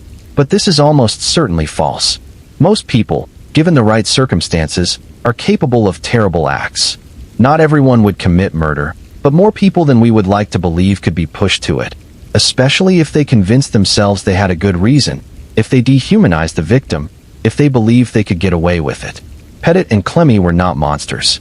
They were human beings, with human flaws and human desires. They wanted things, love, wealth, freedom, and they were willing to hurt others to get them. That does not excuse what they did, but it does make it more understandable and more frightening, because it suggests that the line between ordinary selfishness and murderous cruelty is thinner than we like to think. The role of gender in the case is also significant. Pettit was a man, a minister, a figure of authority. Clemmy was a woman, but a wealthy widow, which gave her a degree of independence and power that most women lacked. Hattie was a woman, but a dependent one, without resources or options. The power dynamics between these three people were shaped by gender, but also by class, by social status, by institutional affiliation. Pettit's power came from his position in the church and the lodge. Clemmy's power came from her wealth. Hattie had no power, and that lack of power made her vulnerable, made her a target, made her expendable. If Hattie had been wealthy, if she had had family nearby, if she had had some means of supporting herself, would she have stayed in the marriage? Probably not. She would have left, would have divorced Pettit, would have built a new life somewhere else. But she did not have those options, and so she stayed, and staying killed her. This is not to say that wealth is a guarantee of safety, or that all poor women are victims. But it is to say that power matters, that resources matter, that the ability to leave a bad situation matters. And Hattie did not have that ability, and the society she lived in did not provide it to her. The case also highlights the importance of believing victims. Hattie told people she was unhappy. She told Reverend Hickman that her husband was cold to her, that he drank, that he disappeared without explanation. She asked for help. And what did she get? Sympathy, perhaps, but not action, not intervention, not protection. Why? partly because the people she confided in did not take her seriously. They saw her complaints as the normal grievances of a wife, as something to be endured rather than addressed. They did not imagine that the situation could escalate to violence, to murder. They did not believe that a minister, a respected man, could be a threat. This is a pattern that repeats itself over and over. Women report abuse, and they are not believed. They are told they are exaggerating, that they are being too sensitive, that they should try harder to make the relationship work. And then, when the abuse escalates, when someone is injured or killed, people express shock and say they had no idea it was that bad. But often, the signs were there. Often, the victim tried to communicate. Often, people chose not to listen, not to believe, not to act. And that choice, that failure to believe, that failure to act, has consequences. If Reverend Hickman had taken Hattie's complaints more seriously, if he had confronted Pettit more forcefully, if he had helped Hattie find a way out of the marriage, would she have survived? We cannot know. But the aftermath of the trial left Crawfordsville in a peculiar state. There was relief, certainly, that Pettit had been convicted, that some measure of justice had been achieved. But there was also unease, a lingering sense that the case had exposed something rotten at the heart of the community, something that could not be entirely excised by a single verdict. People began to question other aspects of their lives, other relationships, other assumptions. If a minister could be a murderer, what else might be true that they had never considered? If the institutions they trusted could fail so catastrophically, what other failures might be lurking beneath the surface? Some people responded by becoming more vigilant, more skeptical, more willing to question authority. They paid closer attention to the behavior of their leaders, both religious and civic. They were less willing to give people the benefit of the doubt simply because of their position or reputation. They insisted on transparency, on accountability, on evidence. Others responded by retreating into denial, by insisting that the Pettit case was an anomaly, a one-time failure that did not reflect any broader problems.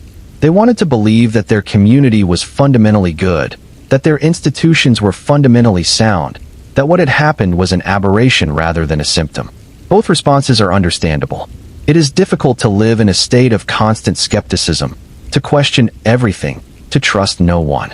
But it is also dangerous to be too trusting, to ignore warning signs, to assume that people in positions of power will always act in good faith.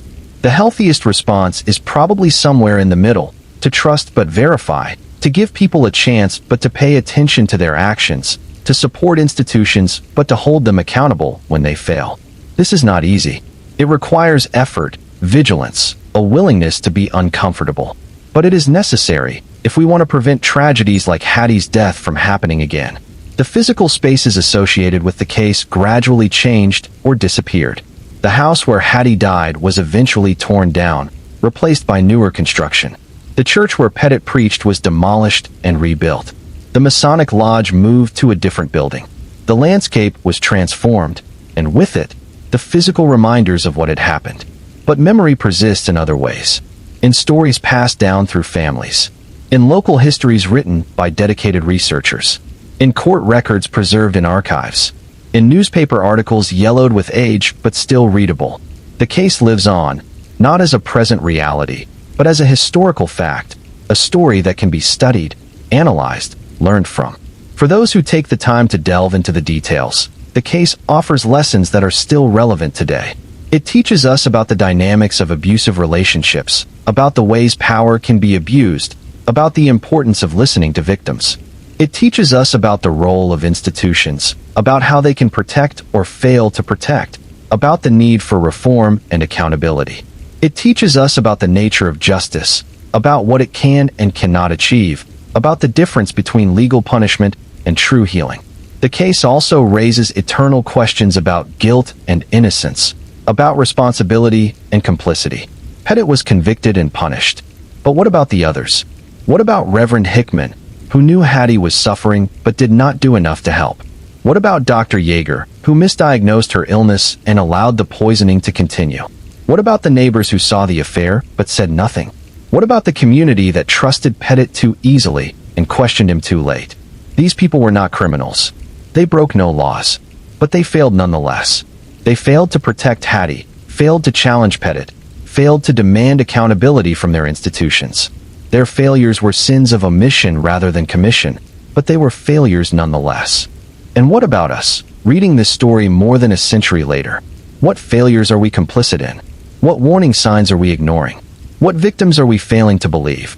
The questions are uncomfortable, but they are worth asking.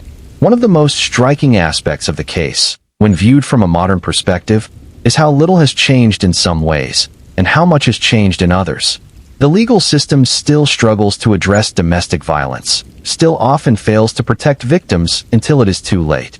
Powerful men still abuse their positions, still manipulate and deceive. Institutions still close ranks to protect their own, still prioritize reputation over truth. But there have been changes too. Women have more rights, more resources, more options for escaping abusive situations. Forensic science has advanced dramatically, making it harder to commit murder and get away with it. Society is more willing to question authority, more skeptical of claims of virtue, more insistent on evidence. These changes did not happen automatically. They happened because people fought for them, because victims spoke up, because advocates demanded reform, because communities refused to accept the status quo. They happened because people remembered cases like the Pettit case and decided that such things should never happen again. But the work is not finished. There are still victims who are not believed, still abusers who escape justice, still institutions that fail to protect. There are still Hatties, trapped in situations they cannot escape, asking for help that does not come. And there are still Pettits, charming and manipulative, using positions of trust to harm others. The question is what we will do about it. Will we pay attention? Will we believe victims when they speak up? Will we hold institutions accountable when they fail? Will we create systems that protect the vulnerable rather than the powerful? Or will we, like so many in Crawfordsville in the 1880s, choose to look away, to trust too easily, to assume that everything is fine until it is too late? The Pettit case demands that we confront these questions. It does not provide easy answers, but it insists that we ask. And in asking, in remembering, in refusing to forget, we honor Hattie's memory and the memory of all those who have suffered similar fates. George Switzer's persistence in pursuing the case is worth reflecting on further. He was not a perfect man, and his motivations were probably mixed. He may have genuinely cared about justice for Hattie, but he may also have enjoyed the attention, the sense of righteousness, the power that came from being the person who brought down a corrupt minister. But even if his motivations were mixed, his actions mattered. Without Switzer, the case would likely have been buried. Hattie's death would have been recorded as malaria, Pettit would have gone on with his life, and Clemmy would have kept her wealth and her status. The truth would have been suppressed, and justice would not have been served. Switzer was willing to be unpopular. He was willing to be attacked, to be accused of slander, to be labeled a troublemaker. He was willing to endure criticism from people he had once considered friends. He did not back down when it would have been easier to do so, did not give up when the authorities refused to act, did not accept defeat when the first grand jury declined to indict. This kind of persistence is rare, and it is valuable. Social change, justice for victims, accountability for the powerful, these things do not happen without people willing to fight for them. They do not happen without people like Switzer, stubborn and relentless, refusing to let go. But Switzer's example also raises questions about vigilantism and the danger of witch hunts. How do we balance the need for persistent advocacy with the need for fairness and due process? How do we ensure that people like Switzer are fighting for truth rather than pursuing vendettas? How do we distinguish between righteous persistence and destructive obsession? These are difficult questions, and the Pettit case does not provide definitive answers. But it does suggest that both extremes are dangerous. Too much deference to authority, too much willingness to believe official explanations, can allow crimes to go unpunished. But too much zeal, too much willingness to condemn without evidence, can lead to injustice of a different kind. The ideal is a system that encourages questioning, that welcomes whistleblowers, that takes accusations seriously, but that also insists on evidence, on fairness, on the presumption of innocence. Such a system is hard to achieve and even harder to maintain, but it is worth striving for. The question of what happened to the strychnine, where it came from, who obtained it, remains one of the enduring mysteries of the case. The prosecution theorized that Pettit had acquired it despite being turned away by the pharmacist, perhaps from another source. But they never proved this conclusively. It is also possible that Clemmy obtained the poison.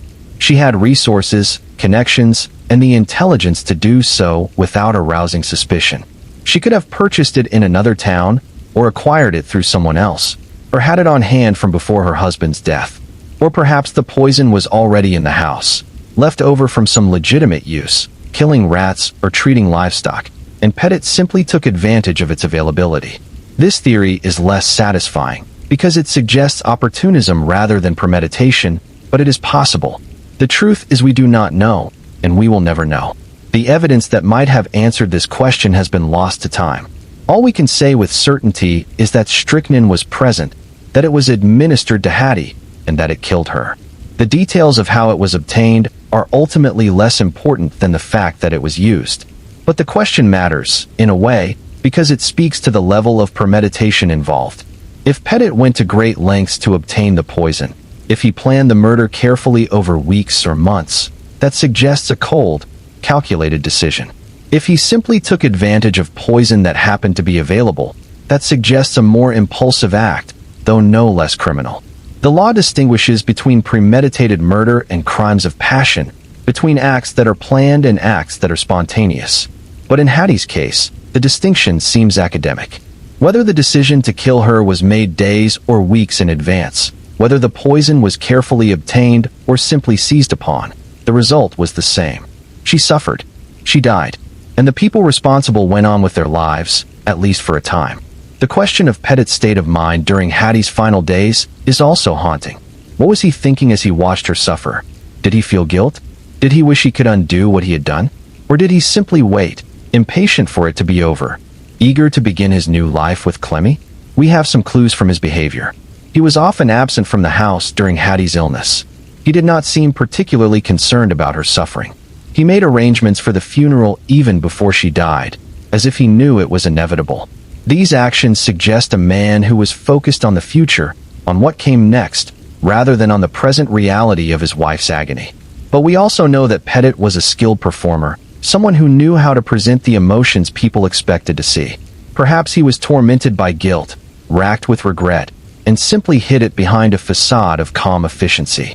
Perhaps his absence from the house was not indifference, but avoidance, an inability to witness the consequences of his actions. Or perhaps he felt nothing at all. Perhaps he was a sociopath, incapable of empathy, viewing Hattie as an obstacle to be removed rather than a person with thoughts and feelings and a right to live. This interpretation is the darkest, but it may be the most accurate. We cannot know what was in Pettit's heart. We can only judge him by his actions, and his actions were monstrous. He poisoned his wife. He watched her die. He tried to cover it up. And when he was caught, he lied, denied, fought to avoid accountability. Whatever he felt, whatever he thought, his choices were clear, and they were unforgivable. The trial itself, beyond the legal arguments and the testimony, was a social event of significant magnitude. Crawfordsville had never seen anything quite like it. The courtroom was packed every day, with people arriving hours early to secure a seat. Those who could not get inside stood in the hallways, on the courthouse steps, in the street, hoping to catch a glimpse of the defendant, the lawyers, the witnesses. Journalists from newspapers across Indiana attended, along with reporters from Chicago and other major cities. They sent dispatches by telegraph, and their coverage ensured that the case was followed not just locally, but throughout the Midwest. People who had never heard of Crawfordsville or Shawnee Mound now knew the names Pettit, Hattie, and Clemmy Whitehead. The presence of Lew Wallace added a touch of celebrity to the proceedings. Wallace was one of the most famous men in America at the time, the author of Ben-Hur, which had become a massive bestseller and would later be adapted into one of the most successful films of the silent era. Wallace was also a former Civil War general and had served as governor of New Mexico Territory. His interest in the case gave it added legitimacy, suggested that it was important, worthy of attention from serious people. Wallace attended several days of the trial, sitting in the gallery, taking notes. He was fascinated by the legal arguments, by the dynamics of the courtroom, by the characters involved. Some historians have speculated that elements of the Pettit case may have influenced Wallace's later writings. though there is no definitive evidence of this. The presence of spectators also created a kind of pressure on the jury. They were making their decision not in private, but in full view of their community, knowing that their verdict would be dissected, debated, and judged. This pressure could have pushed them toward caution, toward acquittal in the face of any doubt. But it could also have pushed them toward conviction, toward a desire to demonstrate that they would not tolerate such crimes, that they would hold the powerful accountable. In the event, the jury convicted, and the community, for the most part, approved. There were dissenters, people who thought the verdict was wrong, who believed Pettit had been railroaded. But they were in the minority. Most people, after hearing the evidence, after seeing the witnesses, after deliberating in their own minds, concluded that Pettit was guilty and that justice had been served. The physical evidence in the case, such as it was, played a crucial role. The strychnine found in Hattie's body was the single most important piece of evidence. Without it, the case would have been almost impossible to prove. The affair, the suspicious circumstances, the hasty funeral, all of these created suspicion, but they did not prove murder. The strychnine did. This highlights the importance of forensic science in criminal justice. Before the development of reliable methods for detecting poisons, for analyzing blood and tissue, for establishing cause of death scientifically, many poisoners got away with their crimes. Poison was the ideal weapon for someone who wanted to commit murder without violence, without witnesses, without leaving obvious evidence. It looked like natural death, especially if the victim was already ill, and unless someone suspected foul play and ordered an autopsy, the crime went undetected. The late 19th century saw significant advances in toxicology, in chemistry, in the scientific analysis of evidence. These advances made it harder to commit murder by poison and escape detection. The Pettit case was one of many during this period where science played a decisive role in securing a conviction. But science is only as good as the people using it. The toxicologist in the Pettit case was competent, careful, and credible. But there have been many cases, both before and since, where forensic evidence was mishandled, misinterpreted, or fabricated. Experts can be wrong. Tests can produce false results. Evidence can be contaminated. This is why the legal system insists on adversarial proceedings, on the right to cross-examine witnesses, on the opportunity for the defense to challenge the prosecution's evidence. It is why convictions should not rest on a single piece of evidence, no matter how compelling, but on the totality of the evidence, evaluated carefully and skeptically. In the Pettit case, the forensic evidence was strong, but it was not the only evidence. The testimony of witnesses, the timeline of events, the motive, the behavior of the accused, all of these supported the conclusion that Hattie had been murdered. The strychnine confirmed it, but the case would have been suspicious even without it. The question of whether Clemmy should have been prosecuted continues to be debated by those who study the case. Some argue that the decision not to prosecute was pragmatic and correct, that the evidence against her was too weak to secure a conviction, that trying her and losing would have been worse than not trying her at all. Others argue that the decision was a failure of justice, that Clemmy was as guilty as Pettit, that she should have been made to face a jury, and that her wealth and gender should not have protected her from accountability. Both arguments have merit. From a purely legal standpoint, the prosecution's decision was defensible. They had convicted Pettit, and without his cooperation, without his testimony implicating Clemmy, the case against her was circumstantial. She had motive and opportunity, but so did Pettit, and he had already been convicted. Proving that she, too, was actively involved, that she had administered the poison or conspired to do so, would have been difficult. From a moral standpoint, the decision feels wrong. Clemmy benefited from Hattie's death. She was there during the final days. She had the means and the motive. Even if she did not personally administer the poison, even if she was merely a passive accomplice, she was complicit. And complicity, while perhaps not legally sufficient for a conviction, is morally blameworthy. The fact that she was never even charged, never even made to answer for her actions in a formal setting, suggests that the legal system was willing to give her a pass, to treat her differently than it treated Pettit. And the most likely reasons for this differential treatment are her wealth and her gender. Wealthy defendants have always had advantages in the legal system. They can afford better lawyers, can drag out proceedings, can use their resources to intimidate witnesses or influence outcomes. This was true in the 19th century, and it remains true today. Gender also played a role.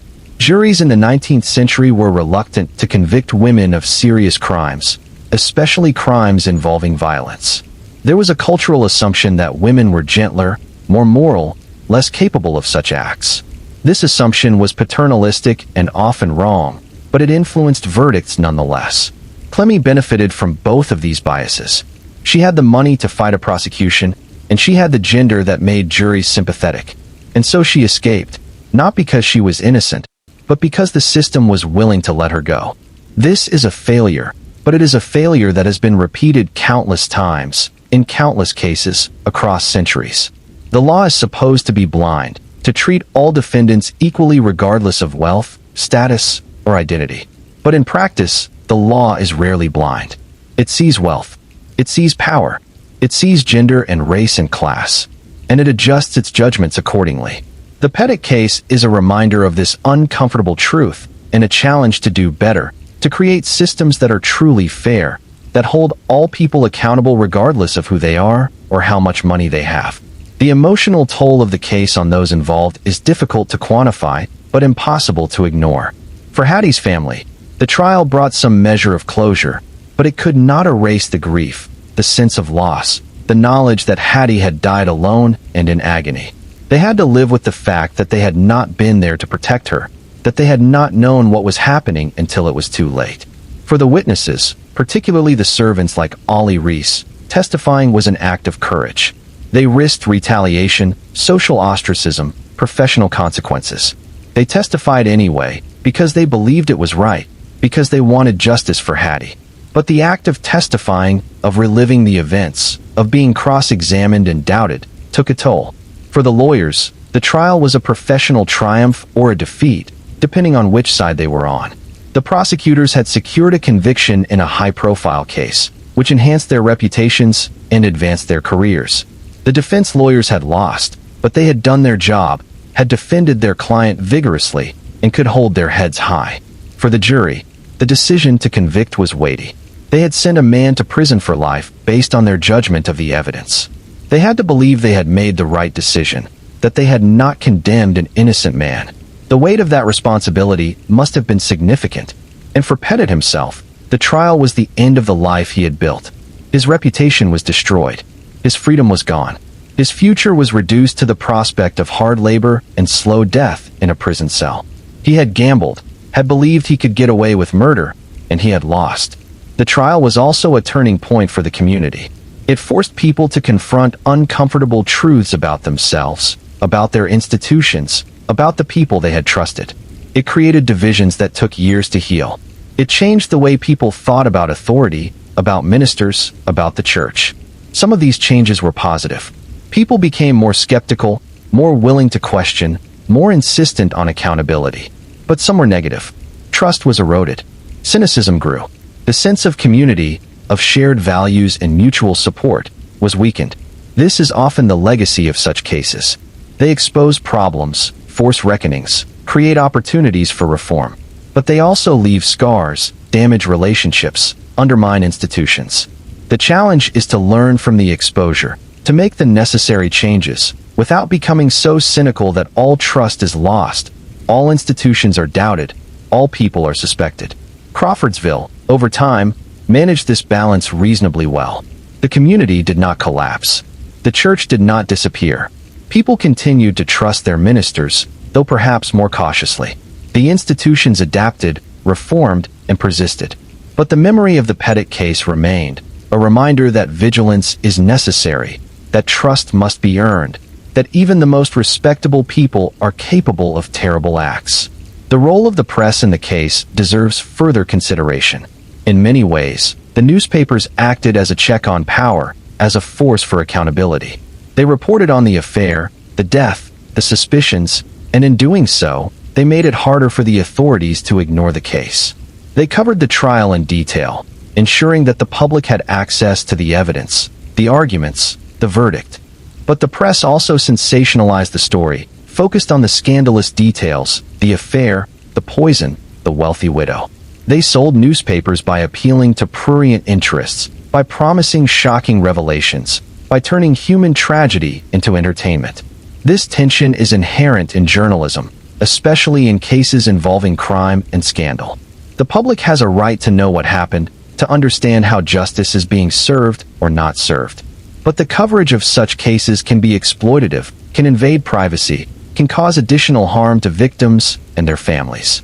In the Pettit case, the press coverage was largely positive in its effects.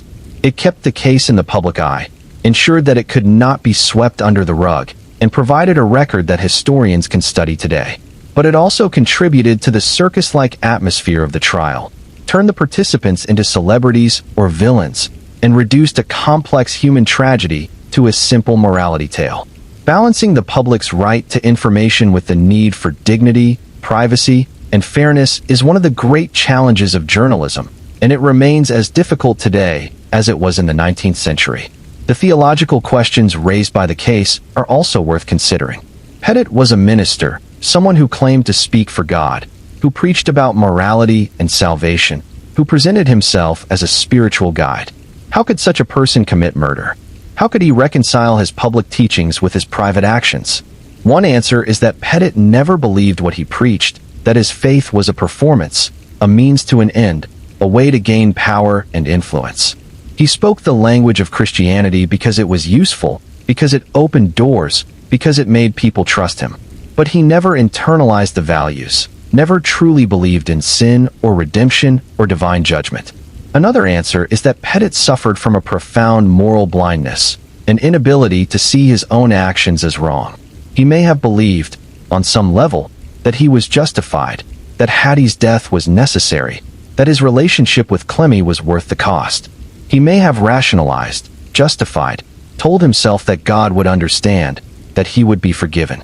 A third answer is that Pettit was simply a hypocrite, someone who knew the difference between right and wrong but chose wrong anyway, someone who valued his own desires over moral principles. This is perhaps the most common explanation and the most damning. But all of these answers raise uncomfortable questions about the nature of faith, about whether belief in God actually makes people more moral, about whether religion can be a force for good when it is so easily corrupted, manipulated, used as a cover for evil. The Pettit case does not answer these questions, but it forces us to ask them. It reminds us that faith without integrity is empty, that words without actions are meaningless, that claiming to be righteous does not make one righteous. The impact of the case on the Methodist Church was significant, though the church tried to minimize it. Pettit had been one of their ministers, ordained and credentialed, trusted to lead congregations and administer sacraments.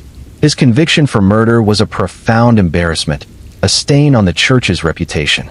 In response, the church emphasized that Pettit had been expelled from the ministry before he was convicted, that they had taken action as soon as the evidence of his misconduct became clear. They pointed to the fact that it was a Methodist minister, George Switzer, who had pursued the case, who had fought for justice, who had refused to let the matter rest. They argued that the church's actions demonstrated its commitment to righteousness, its willingness to police its own members. There is some truth to this. The church did expel Pettit, and Switzer's actions did reflect well on the ministry. But the church also failed Hattie. Ministers knew she was unhappy, knew her husband was neglecting her, knew the marriage was troubled. They counseled patience and submission when they should have offered protection and support. They prioritized the sanctity of marriage, the reputation of their fellow minister, over the safety and well-being of a vulnerable woman. This failure is not unique to the Methodist Church or to the 19th century. Religious institutions of all kinds have struggled with how to respond to abuse, how to balance forgiveness with accountability, how to protect victims without destroying the reputations of the accused. Too often, they have chosen to protect the institution, to avoid scandal, to counsel silence. The Pettit case is a reminder that such choices have consequences, that prioritizing reputation over truth, that valuing the comfort of the powerful over the safety of the vulnerable, can lead to tragedy. It is a reminder that institutions, even religious ones, must be held accountable, must be challenged to do better, must be reformed when they fail. The legal precedents set by the case were relatively minor. It was not a landmark case in terms of legal doctrine or procedure, but it did contribute to the growing body of cases involving the use of toxicology in criminal prosecutions, and it demonstrated that even respected members of the community could be held accountable for murder. In this sense, the case was part of a broader trend in the late 19th century toward more scientific, more professional, more impartial criminal justice. The old system, where convictions often depended on confessions, eyewitness testimony, and the social status of the accused, was giving way to a new system that valued evidence, expertise, and procedure. This shift was not complete, and it was not uniform. But it was happening, and cases like the Pettit case accelerated it. They showed that science could be used to solve crimes, that experts could provide reliable testimony, that justice could be served even when the accused was powerful and well-connected. The psychological impact of the case on the community is harder to measure, but no less real. The revelation that a trusted minister had murdered his wife shook people's faith in their ability to judge character, to trust their instincts, to believe in the goodness of others. It made them more suspicious, more guarded, more aware of the potential for deception. Some people responded by withdrawing, becoming more isolated, less willing to engage with the community.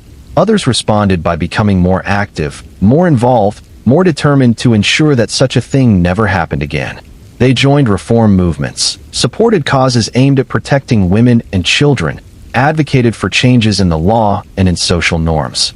The case also sparked conversations about marriage, about the rights and responsibilities of husbands and wives, about what should happen when a marriage becomes unbearable. These conversations were difficult, uncomfortable, and often contentious. But they were necessary, and they contributed, in a small way, to the broader movement for women's rights that was gaining strength during this period. The question of what motivated Pettit to become a minister in the first place is intriguing. He later admitted, or at least was reported to have said, that he entered the ministry from a business standpoint. This suggests that he saw it as a career, a way to gain status and influence, rather than as a calling or a vocation. If this is true, it raises questions about how Pettit was able to be ordained, how he was able to pass through the screening processes that churches use to evaluate candidates for ministry. Did no one notice that his faith seemed shallow, that his motivations seemed self-interested?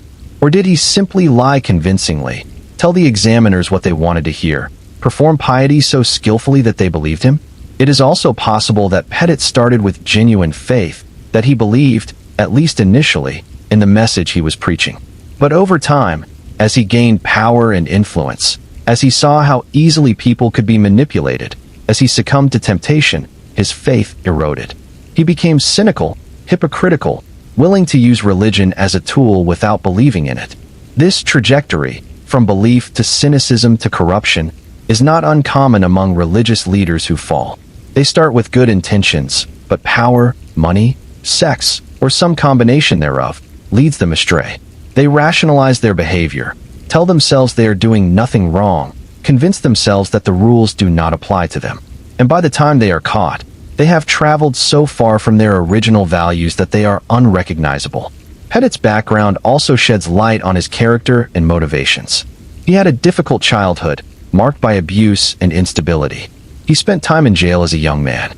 These experiences could have made him bitter, angry, resentful.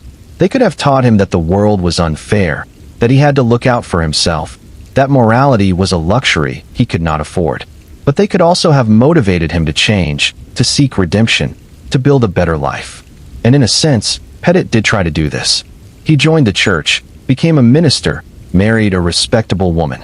He created, from the outside at least, a successful, upstanding life. But he never truly changed. He never internalized the values he preached. He simply learned to hide his true nature, to perform virtue while pursuing vice. And when the opportunity arose, when he met Clemmy and saw a chance for wealth, passion, and a new life, he was willing to murder to get it. This suggests that personal transformation, genuine change, is more than just adopting new behaviors or speaking new words. It requires a deeper shift, a reorientation of values, a commitment to living according to principles even when it is difficult or costly. Pettit never made that shift, and Hattie paid the price. The question of how Hattie's family coped with her death is poignant. They were far away, in New York, when she died. They learned of her death through a telegram, and they traveled to Indiana for the funeral, only to find that she had already been buried, hastily, with little ceremony. Later, when the truth emerged, When they learned that she had been murdered, they must have experienced a complex mix of emotions. Grief, certainly, but also rage, guilt, a sense of helplessness. They had not been there to protect her. They had not known what was happening. They had trusted Pettit, believed that Hattie was in good hands, that her marriage, while troubled, was not dangerous. The trial gave them some measure of justice, but it could not give them back their daughter, their sister, their loved one. It could not erase the fact that she had died alone, poisoned by the man who had promised to love and protect her. We do not have detailed accounts of how Hattie's family coped with this trauma, how they rebuilt their lives, how they remembered her. But we can imagine the weight they carried, the questions they must have asked themselves, the sorrow that must have shadowed the rest of their days. Their story is a reminder that crime has ripple effects, that the harm extends far beyond the immediate victim, that families and communities bear scars long after the legal proceedings have concluded. The role of the servants in the case, particularly Ollie Reese, is worth highlighting. Servants in the 19th century occupied a peculiar position. They were present in the most intimate spaces of their employers' lives. They saw and heard things that were meant to be private. But they were also powerless, economically dependent, socially marginalized. Speaking up, bearing witness, accusing their employers of wrongdoing, was risky in the extreme. Ollie testified anyway. She told the truth, despite the risks. She described what she had seen, what she had heard, and she did not waver under cross-examination. Her testimony was crucial to the prosecution's case, and her courage was remarkable. But we should also acknowledge the cost. Testifying against Clemmy Whitehead, against a wealthy, powerful woman, likely made it difficult for Ollie to find work afterward. She may have been blacklisted, labeled as disloyal, as someone who could not be trusted to keep her employer's secrets. She may have suffered economically, socially, personally, for doing the right thing. This is often the case for whistleblowers, for people who speak up against the powerful. They pay a price for their honesty, their courage. And while we celebrate them, while we recognize the importance of what they did, we should also acknowledge the sacrifices they made and work to create systems that protect rather than punish those who tell the truth. The legacy of the Pettit case, viewed from the perspective of more than a century later, is complex. In some ways, the case is a success story. A crime was committed, investigated, prosecuted, and punished. The legal system functioned, more or less as intended. Justice was served.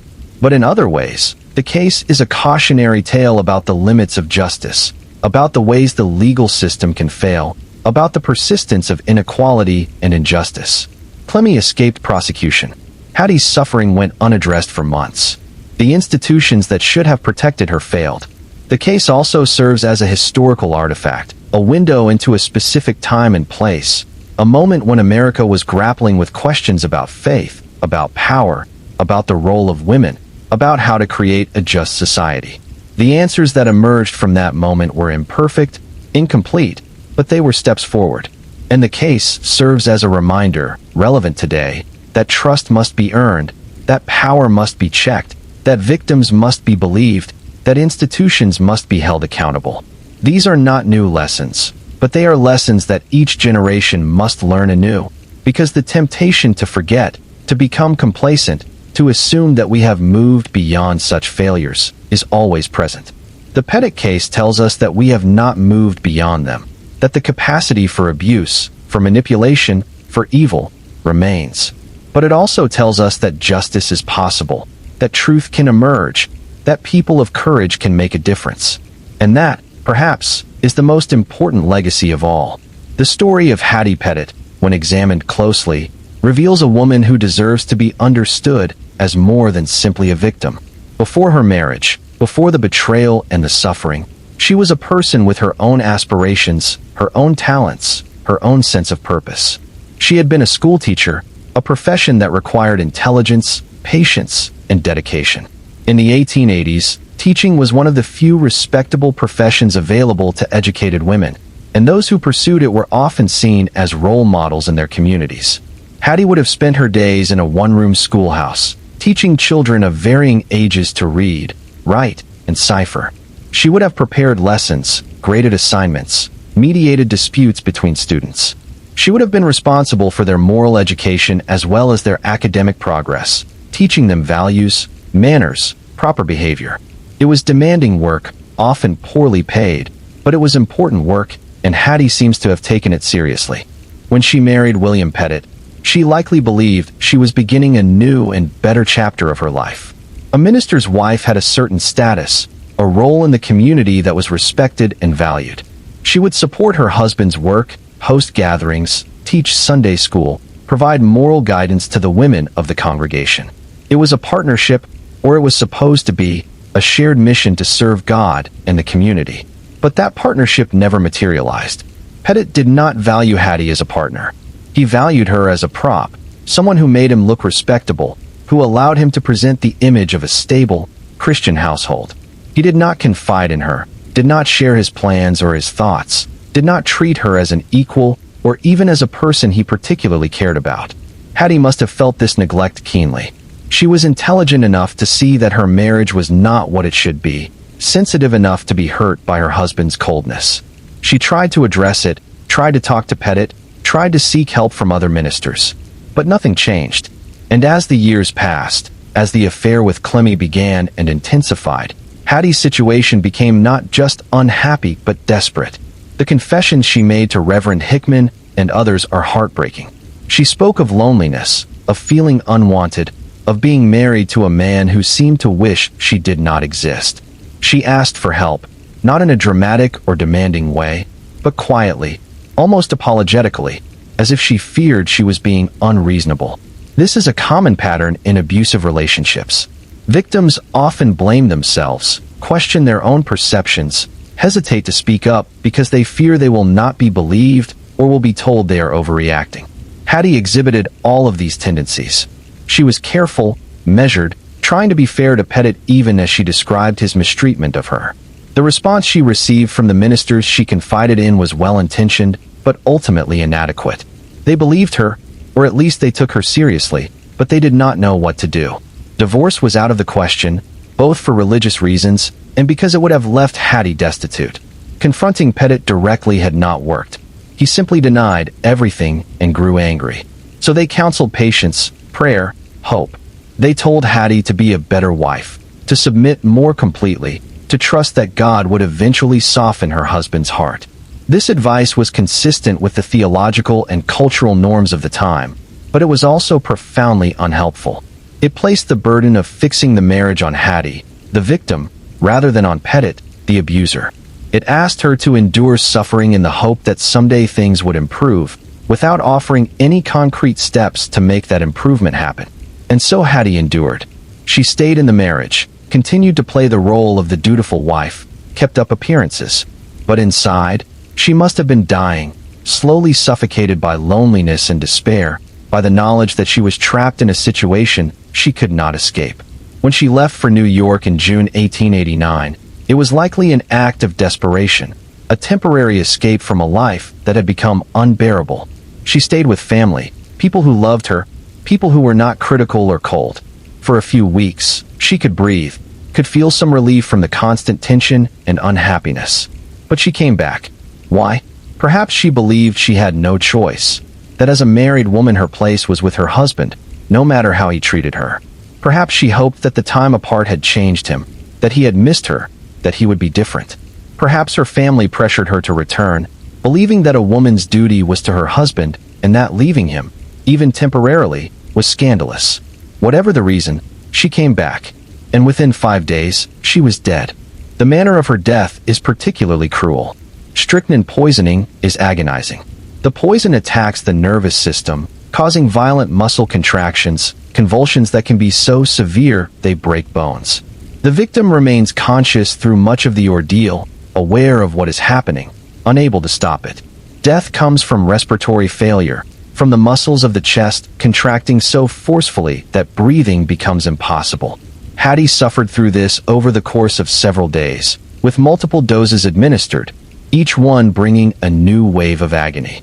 She must have been terrified, confused, desperate for the pain to stop. She trusted the people around her, her husband, Clemmy, Dr. Yeager, to help her, to heal her, to make the suffering end. And instead, at least 2 of them were prolonging it, watching her die slowly, waiting for the moment when she would finally stop breathing. The psychological cruelty of this is almost worse than the physical pain. Hattie died believing, or at least hoping, that people cared about her, that they were trying to save her. She never knew that the woman nursing her was the same woman who had stolen her husband. She never knew that her suffering was not the result of illness, but of deliberate poisoning. She never knew that the people she trusted most were the ones killing her. Or perhaps she did know, in some way. Perhaps in her final hours, as the pain intensified, as she saw the looks exchanged between Pettit and Clemmy, as she noticed the bitterness in the broth Clemmy brought her, perhaps she understood. Perhaps she realized what was happening and felt not just physical pain, but the agony of betrayal, of knowing that she was being murdered by the people who were supposed to love her. We cannot know. We will never know. But the thought that she might have died with that knowledge, that she might have spent her final moments aware of the full extent of the evil being done to her, is almost unbearable. Hattie's death should have mattered. She should have been mourned, remembered, honored. Her life should have been celebrated, her suffering acknowledged, her death investigated immediately. But instead, she was buried hastily, embalmed to prevent autopsy, shipped off to New York as if the community wanted to forget her as quickly as possible. It was only because of George Switzer, because of his persistence, his refusal to let the matter rest, that Hattie's death was investigated at all. Without him, she would have been just another woman who died young, another name on a gravestone, another forgotten victim. But Switzer remembered. And because he remembered, because he fought, Hattie's story was told. Not perfectly, not completely, but told. And that telling, that insistence that her death mattered, that justice was owed, is itself a kind of memorial, a way of saying that Hattie Pettit was a person, that her life had value, that her suffering and death should not be erased or ignored. The broader social context of Hattie's story is important to understand. She lived in a time when women had very limited legal rights, when they could not vote, could not own property in their own names if married, could not easily divorce, could not pursue most professions. A married woman was legally and socially subordinate to her husband, expected to obey him, to defer to him, to make his needs and his career her priority. This subordination was justified by religious teachings, by cultural norms, by legal structures. It was presented not as oppression but as natural order, as God's design, as the way things were meant to be. Women who chafed against these restrictions, who sought greater independence or equality, were often labeled as unwomanly, as rebellious, as threats to social order. Hattie does not seem to have been a rebel. She accepted the norms of her time, tried to fulfill the role expected of her. But those norms left her vulnerable, gave her no recourse when her husband mistreated her, trapped her in a marriage that was slowly destroying her. Her story is not unique. There were countless other Hatties, women who suffered in silence, who tried to be good wives, who endured neglect and abuse and infidelity because they had no other options. Most of them did not die by poison, but they died nonetheless, their spirits crushed, their potential unrealized, their lives wasted in service to men who did not value them. The women's rights movement of the late 19th and early 20th centuries fought to change this, to give women more options, more power, more control over their own lives. They fought for the right to vote, for access to education and employment, for the ability to own property and control their own finances, for the right to divorce abusive husbands. These changes did not come easily. They were opposed by many, including many women, who believed that the traditional order was right and good, that women were happiest and best fulfilled in their traditional roles. But the reformers persisted, and over time, they won significant victories. Hattie did not live to see these changes. She died in 1889, more than 30 years before women gained the right to vote, decades before no-fault divorce became widely available, before the social and legal structures that trapped her began to crumble. But her story, and the stories of women like her, were part of the motivation for those changes. The reformers knew about women like Hattie. They had seen, or experienced, the suffering that came from being powerless, from being trapped, from having no options. And they were determined to create a world where such suffering was no longer inevitable. The investigation that followed Hattie's death, once it finally began in earnest, was painstaking and difficult. Exhuming a body months after burial, after it had been embalmed, presented significant challenges. The tissue samples had to be carefully preserved, transported to the laboratory in Chicago, and analyzed using the best methods available at the time. The chemist who performed the analysis, a man named Haynes, was one of the leading toxicologists in the country. He had testified in numerous cases, and his expertise was widely respected. But even he faced challenges. Embalming fluid could potentially interfere with the tests, could create false positives, or mask the presence of poisons. Haynes had to account for this, had to use multiple tests, had to verify his results carefully before he could say with confidence that strychnine was present. When his report came back positive, when he confirmed that Hattie had died of strychnine poisoning, it was a vindication for Switzer and the others who had believed all along that she had been murdered. But it was also deeply disturbing. It meant that the suspicions were true, that a woman had been poisoned in her own home, by people she trusted, and that the crime had nearly gone undetected. The process of building a case against Pettit and Clemmy required gathering testimony from dozens of witnesses. Servants were interviewed, neighbors questioned, pharmacists asked about poison sales, doctors asked about the symptoms Hattie had exhibited. Each piece of information had to be verified, cross-checked, evaluated for reliability. The prosecutors knew they were facing a difficult task. Pettit was a skilled liar, someone who could present a convincing facade of innocence. Clemmy was wealthy and had powerful friends. The defense would be well-funded, aggressive, and willing to attack any weakness in the prosecution's case. To win a conviction, the prosecutors needed an overwhelming amount of evidence, needed to present a narrative so compelling that the jury would have no choice but to convict. They succeeded, at least with Pettit.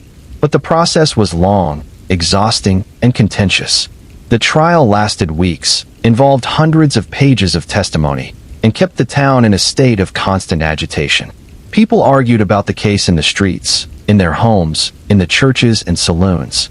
It consumed the community's attention, became the only thing anyone could talk about. For those directly involved, the trial was even more intense. Witnesses had to recount painful memories, had to face aggressive cross-examination, had to worry about retaliation or social consequences.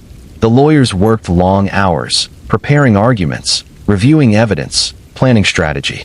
The judge had to make difficult rulings, had to balance the need for a fair trial with the public's demand for justice. And Pettit himself, sitting in the courtroom day after day, had to confront the reality that he might spend the rest of his life in prison. He maintained his composure for the most part, at least in public, but there must have been moments when the weight of it all, the knowledge that he had destroyed his own life as well as Hattie's, became overwhelming. The verdict, when it came, was met with a mix of relief, triumph, and sadness. Relief that the trial was over, that a decision had been made. Triumph among those who had believed in Pettit's guilt, who saw the conviction as a victory for justice. Sadness at the reminder of what had been lost, at the knowledge that Hattie was dead and that no verdict could bring her back. The sentencing was brief. Life in prison. No possibility of parole.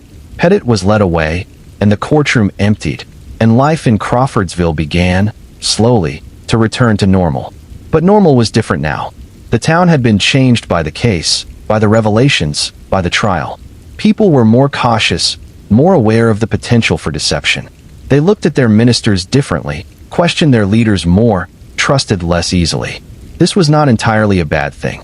A healthy skepticism, a willingness to question authority, can be protective. It can prevent future abuses, can make it harder for predators to operate. But it also came at a cost, a loss of innocence, a sense that the world was a darker, more dangerous place than they had believed. Clemmy Whitehead's life after the trial is shrouded in mystery, largely because she made it so. She withdrew from public life, stopped attending church, stopped participating in community events. She became a recluse, living in the Mahari house with only servants for company. Rumors swirled about her. Some said she had gone mad with guilt, that she spent her days wandering the house, talking to herself, reliving the events that had led to Hattie's death. Others said she was perfectly sane, perfectly calm, perfectly unrepentant, that she simply did not care what people thought of her. The truth was probably somewhere in between. Clemmy was not mad, but she was certainly affected by the trial, by the public disgrace, by the knowledge that she had escaped legal punishment but not social condemnation. She lived the rest of her life as an outcast, shunned by the community that had once respected her, alone in a house full of memories and secrets. Did she feel guilt? Did she regret what had happened? We cannot know. She never spoke publicly about the case, never gave an interview, never wrote a memoir. She simply lived out her years in silence, and when she died, she was buried quietly, with no fanfare, no obituary, no public acknowledgement of her passing. Her silence is frustrating for those who want to understand the case fully. We have Pettit's words, or at least some of them, his denials, his explanations, his attempts to justify himself. We have the testimony of witnesses, the analysis of experts, the arguments of lawyers. But we do not have Clemmie's voice. We do not know what she thought, what she felt, how she understood her own role in the tragedy. This absence is itself revealing. It suggests that Clemmie understood that anything she said could be used against her, that the best strategy was silence. It suggests that she was intelligent, calculating, unwilling to take risks. It suggests that she valued her own survival, her own freedom, over any need to confess or seek forgiveness. But it also denies us a complete understanding of the case. We can piece together what happened from the evidence, from the testimony, from the patterns of behavior. But we cannot see into Clemmie's heart, cannot know for certain whether she was a willing accomplice, an active participant, or something more complicated. The question of Clemmie's guilt is, in the end, unanswerable with complete certainty. Legally, she was never convicted, never even tried. Morally, she was complicit at the very least. She had an affair with a married man. She benefited from Hattie's death. She was present during the poisoning, was in a position to administer the poison herself or to stop Pettit from doing so. Whether she deserved the same punishment as Pettit is a matter of opinion. Some would say yes, absolutely, that she was equally guilty and should have been held equally accountable. Others would say that Pettit was the primary actor, the instigator, and that Clemmie was more of a passive accomplice, morally blameworthy but not to the same degree. The legal system chose not to prosecute, and that decision stands. But history does not have to accept that decision. History can judge based on the evidence, based on the pattern of behavior, based on what we know about human nature and complicity. And the judgment of history, at least as reflected in the accounts written about the case, is that Clemmie was guilty. Perhaps not legally, but morally. She participated in the destruction of Hattie Pettit, whether actively or passively, and she escaped the consequences she deserved. The comparison between Pettit's fate and Clemmie's is stark. Pettit spent his final years in prison, working hard labor, suffering from tuberculosis, dying slowly and painfully. He paid a heavy price for his crime, lost his freedom, his health, his life. Clemmie, by contrast, lived out her days in relative comfort. She retained her wealth, her property, her physical freedom. She suffered social ostracism, certainly, and that suffering should not be minimized. But she was never imprisoned, never subjected to hard labor, never faced the immediate physical consequences that Pettit did. This disparity has troubled many who study the case. It seems unjust, seems to confirm that wealth and gender can protect people from the full consequences of their actions. It suggests that the legal system, for all its claims of impartiality, is still influenced by factors that should be irrelevant to guilt or innocence. But it is also important to recognize that Clemmie did not escape entirely unscathed. She lost her reputation, her place in society, her relationships. She spent the rest of her life alone, isolated, marked by her association with the crime. This is not the same as legal punishment, but it is a form of punishment nonetheless, informal and social rather than formal and legal. Whether this punishment was sufficient is, again, a matter of opinion. But it is at least worth acknowledging that Clemmie paid a price, even if that price was not the one the law would have imposed. The role of money in the case cannot be ignored. Clemmie was wealthy, and that wealth gave her options that most people did not have. She could afford the best lawyers, could drag out proceedings, could use her resources to intimidate or influence. Her wealth made her a less appealing target for prosecution, because the prosecutors knew that convicting her would be difficult and expensive. Hattie, by contrast, had no money, no resources, no power.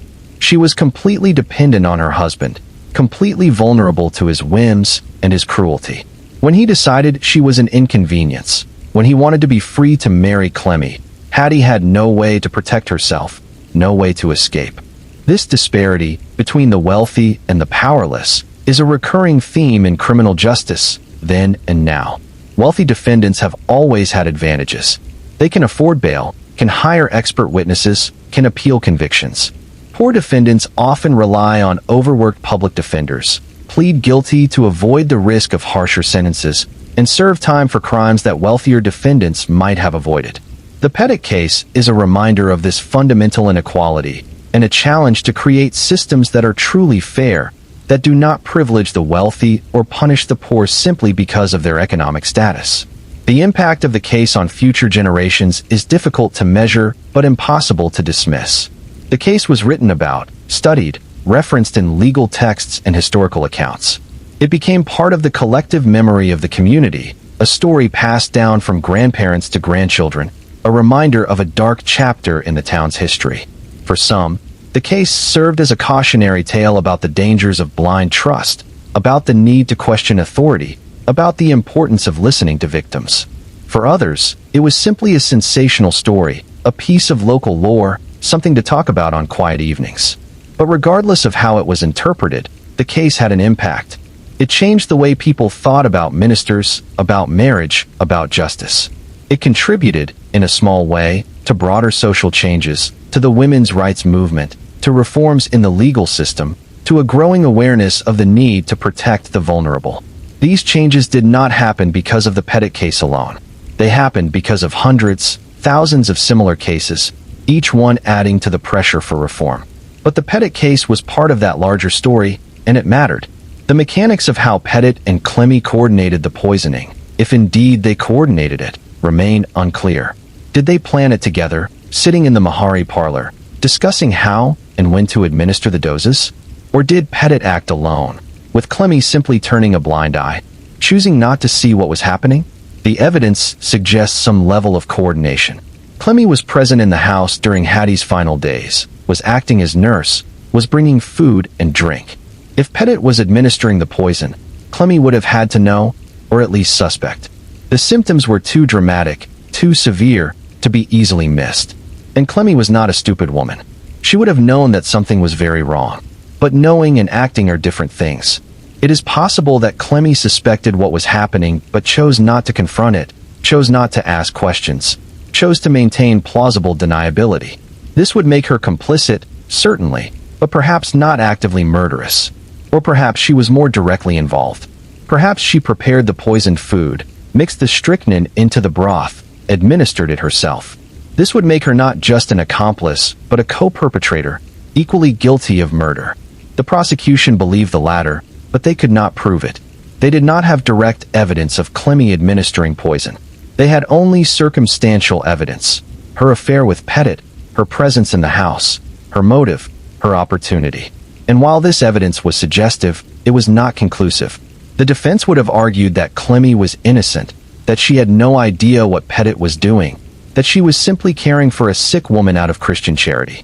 They would have painted her as a victim herself, deceived by Pettit, manipulated into a relationship that she later regretted. Whether the jury would have believed this argument is impossible to say, but the fact that the prosecution chose not to try suggests they were not confident of a conviction.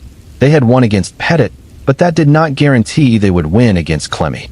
The timeline of the poisoning is also significant. Hattie returned home on July 12th. She fell ill on July 13th.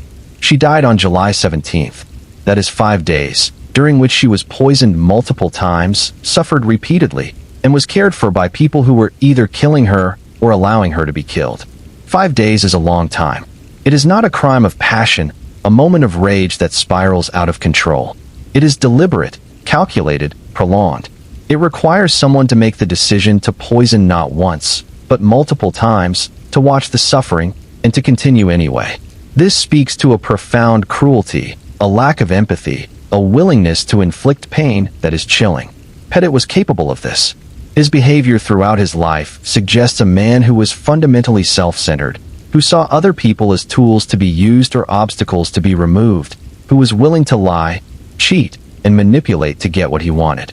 Whether Clemmy was capable of the same level of cruelty is less clear. She was certainly capable of deception, of conducting an affair behind her husband's back, of violating social norms.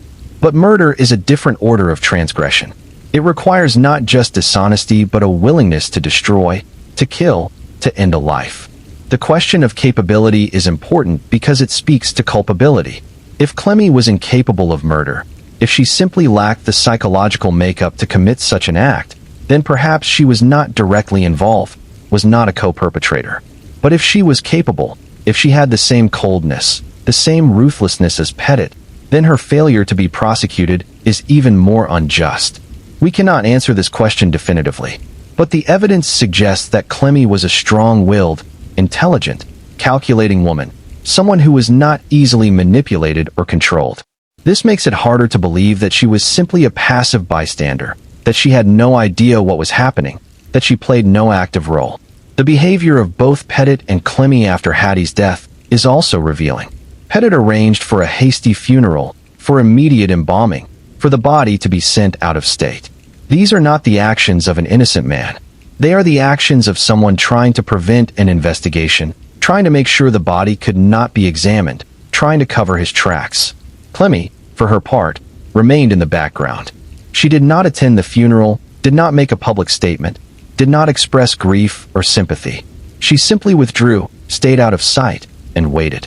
This behavior could be interpreted as evidence of guilt, as a desire to avoid suspicion by not drawing attention to herself. Or it could be interpreted as prudence, as a recognition that anything she said or did would be scrutinized, and that the safest course was silence. Either way, it is striking that neither Pettit nor Clemmy behaved as innocent people would be expected to behave. They did not demand an investigation, did not insist on an autopsy to determine the cause of death, did not express outrage at the suggestion that Hattie had been murdered. They simply tried to move on, tried to put the whole thing behind them, tried to start their new life together. But they could not. George Switzer would not let them. And that refusal, that insistence on justice, on truth, on accountability, is what ultimately brought them down. The role of the community in enabling the crime is also worth considering. Pettit and Clemmy were able to conduct their affair openly, or semi-openly, because the community was unwilling to confront them. People saw the buggy rides, the late-night returns, the intimacy. They talked about it among themselves. But they did not act. Why not? Partly because Pettit was a minister, someone they were conditioned to respect and trust. Partly because Clemmy was wealthy and powerful, someone it was risky to cross. Partly because people did not want to believe that such a thing was happening, preferred to look the other way, to give the benefit of the doubt. This reluctance to act, this preference for denial over confrontation, enabled the crime. If someone had confronted Pettit earlier, if someone had reported the affair to church authorities, if someone had questioned Clemmy about her relationship with Pettit, perhaps things would have turned out differently. Perhaps Hattie would have left the marriage, or the affair would have ended, or some intervention would have occurred that prevented the murder. But no one acted, and so the affair continued, escalated, became more reckless, until it reached the point where Pettit and Clemmy felt that murder was the only way forward. This is not to absolve Pettit and Clemmy of responsibility. They made the choice to kill. They are the ones who are guilty. But the community's passivity, its unwillingness to see and act on what was happening, created the conditions that made the crime possible. This is a pattern that repeats itself in many cases. Communities see warning signs, see red flags, but choose not to act. They tell themselves it is not their business, that they might be wrong, that they do not want to cause trouble. And then something terrible happens, and everyone wonders why no one did anything. The answer is that doing something is hard. It requires courage, a willingness to be unpopular, a willingness to risk being wrong. It requires challenging people in positions of power, calling out behavior that others are willing to overlook, insisting on accountability when it would be easier to let things slide. But if we want to prevent tragedies, if we want to protect the vulnerable, then we have to be willing to do these hard things. We have to be willing to speak up, to act, to take responsibility for the safety and well-being of our communities.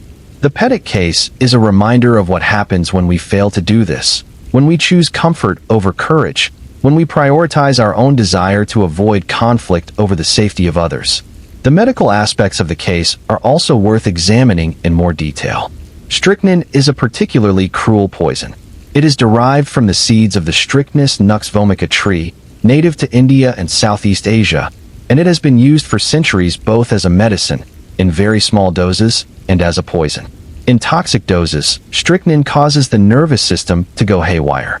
It blocks the receptors that normally inhibit nerve signals, which means that signals are amplified, uncontrolled.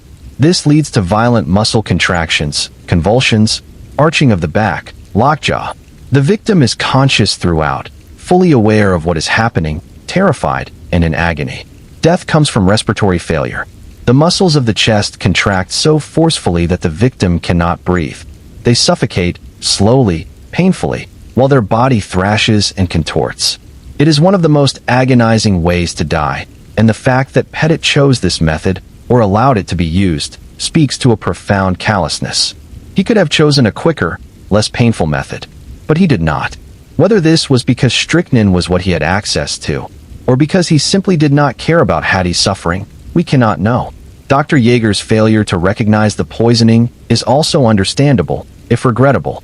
Strychnine poisoning can mimic other conditions, especially in the early stages. The symptoms, nausea, vomiting, muscle pain, can be seen in a variety of illnesses. It is only when the convulsions begin that the poisoning becomes obvious. But even then, Yeager did not immediately suspect poison. He was looking for natural explanations, for diseases that could cause such symptoms. He did not want to believe that someone in the household was poisoning Hattie, and so he did not see it, even when the signs were clear. This is a form of cognitive bias, a tendency to see what we expect to see rather than what is actually there. Yeager expected Hattie to have a disease, and so he interpreted her symptoms as disease, even when they pointed to something else. This bias is common, and it is one of the reasons why poisoning can be difficult to detect. Doctors are trained to look for natural causes, to diagnose diseases, not to suspect murder. And so even when the symptoms are unusual, even when they do not quite fit, there is a tendency to try to make them fit, to force them into a familiar category rather than consider the possibility of intentional harm. The development of better methods for detecting poisons, of more systematic autopsies, of protocols that require consideration of foul play, all of these have helped to address this problem. But the underlying bias, the reluctance to believe that someone would poison another person, especially in a domestic setting, remains. The trial brought out many of these issues. The toxicologist explained how he had detected the strychnine, what methods he had used, how he had verified his results. The defense challenged him, questioned his methods, suggested that he might be wrong. But his testimony held up, and the jury believed him. Dr. Yeager's testimony was more problematic. He had to admit that he had misdiagnosed Hattie's illness, that he had failed to recognize the poisoning, that he had allowed her to suffer for days without taking the steps that might have saved her. This was difficult for him, both professionally and personally. He was a respected physician, and this case represented a significant failure. But he was honest about it. He did not try to excuse himself, did not blame others, did not minimize his mistakes. He simply admitted what he had done and had not done, and he expressed regret. This honesty likely helped the prosecution, made Yeager a credible witness despite his errors. It also served as a warning to other physicians, a reminder that they needed to be vigilant, to consider all possibilities, to not dismiss symptoms that did not fit their expectations. The Pettit case became a teaching case in medical schools, an example of how poisoning can be missed and what signs to look for. The psychological dimensions of the case extend beyond the immediate actors to the broader community. How did people process the revelation that a trusted minister had murdered his wife? How did they reconcile the Pettit they thought they knew with the Pettit who had been convicted of murder? For some, the answer was denial. They simply refused to believe it, insisted that Pettit had been wrongly convicted, that the evidence had been fabricated or misinterpreted. They clung to their original impression of him as a good man, a man of God, and they rejected anything that contradicted that impression. This is a common psychological defense mechanism, a way of protecting oneself from the discomfort of cognitive dissonance. It is easier to deny reality than to accept that one's judgment was wrong, that one was deceived, that the world is not as safe or as orderly as one believed. For others, the answer was anger. They felt betrayed, manipulated, used. They had trusted Pettit, had respected him, had looked to him for moral guidance. And he had lied to them, had pretended to be something he was not, had used their trust to shield himself while he committed murder. The anger was directed at Pettit, certainly, but also at themselves, for having been so gullible, so willing to believe. And for still others, the answer was a kind of grim acceptance. They acknowledged that Pettit was guilty, that he had fooled them, that the world was more complicated and more dangerous than they had realized. They resolved to be more careful, more skeptical, more willing to question. But they also recognized that perfect vigilance is impossible, that some deceptions are too skillful to detect, and that all they could do was learn from the experience and move forward. Each of these responses is understandable, and each one shaped the community's collective memory of the case. The denial faded over time, as the evidence became undeniable, as Pettit died in prison, as the case became history rather than current events. The anger also faded, replaced by a kind of sad resignation. But the lessons, the awareness that trust must be earned and verified, that appearances can deceive, that evil can hide behind a charming smile and a persuasive voice, those lessons persisted. The case also raised questions about the nature of evil, about whether it is something innate or something that develops over time. Was Pettit born with a capacity for evil, a fundamental flaw in his character that was always there, waiting to emerge? Or did he become evil gradually, through a series of small choices, small compromises, small steps down a path that eventually led to murder? There is evidence for both interpretations. Pettit's childhood was difficult, marked by abuse and instability, and such experiences can certainly shape character, can create patterns of behavior that persist into adulthood. But many people experience difficult childhoods and do not become murderers. Many people face adversity and respond by becoming more compassionate, more empathetic, more determined to create a better world. So the childhood alone does not explain Pettit's actions. There had to be something else, some combination of temperament, environment, choices, that led him to become the man he became. Pettit also had a criminal record as a young man, had spent time in jail. This suggests that his disregard for rules, his willingness to break the law, predated his entry into the ministry. He was not a good man who fell from grace. He was a flawed man who learned to present a good appearance, who used the church as a means of rehabilitation and social advancement. But even this does not fully explain the murder. Pettit could have continued to live a double life, could have maintained his affair with Clemmy without killing Hattie. Divorce, while difficult and scandalous, was possible. He could have left Hattie, faced the consequences, and built a new life with Clemmy. Instead, he chose murder. He chose to kill the woman who had been his wife, who had tried to make the marriage work, who had asked only to be treated with basic decency. And that choice, that willingness to kill to get what he wanted, speaks to a profound moral failure, a lack of conscience, an inability to see other people as fully human. Whether this inability was innate or developed is perhaps less important than the fact that it existed. Pettit was a dangerous man, and the community was lucky, in a sense, that his crime was discovered and punished before he could harm anyone else. The question of what might have happened if Pettit had not been caught is chilling. He and Clemmy would have married, would have lived together in the Mahari house, would have enjoyed the wealth and status that Hattie's death made possible. They would have attended church, participated in community events, presented themselves as a respectable couple, and perhaps they would have lived out their lives without incident, without further crimes. Perhaps the murder of Hattie was a one-time act, born of a specific set of circumstances, and they would never have killed again.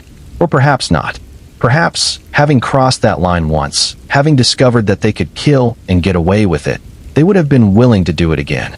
Perhaps they would have become serial killers, disposing of anyone who became inconvenient, who threatened to expose them, who stood in the way of what they wanted. We cannot know, but the possibility is unsettling, and it underscores the importance of holding people accountable, of ensuring that crimes are investigated and punished, of not allowing murderers to escape simply because they are charming or wealthy or well-connected.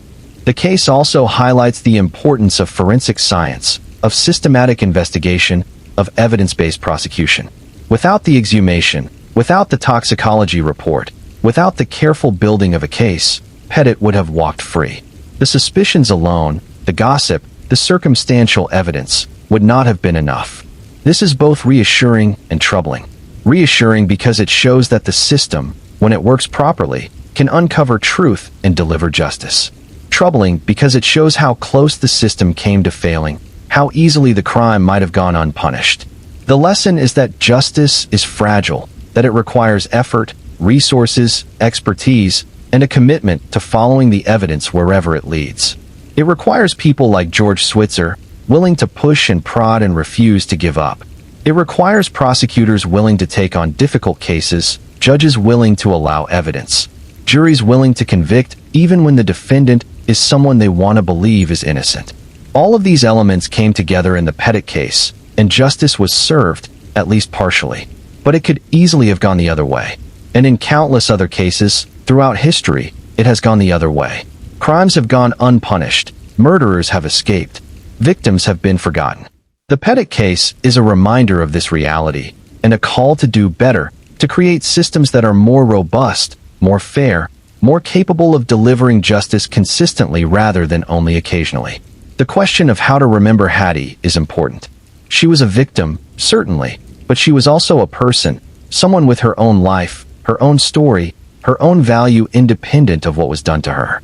To remember her only as a victim is to reduce her, to define her entirely by her suffering and her death. So how should we remember her? As a teacher, someone who dedicated herself to educating children, to helping them learn and grow. As a wife, someone who tried to make her marriage work, who endured neglect and betrayal with patience and grace. As a woman of faith, someone who turned to the church for comfort and guidance, who tried to live according to her values even when those values did not protect her. She was intelligent, kind, patient. She was vulnerable and powerless, trapped in a situation not of her making. She was someone who deserved better than she got, who deserved a life of happiness and fulfillment, who deserved to grow old, to have children if she wanted them, to pursue her interests, to be valued and loved. Her death was a tragedy, but her life mattered. And remembering that life, honoring that person, is as important as remembering the crime.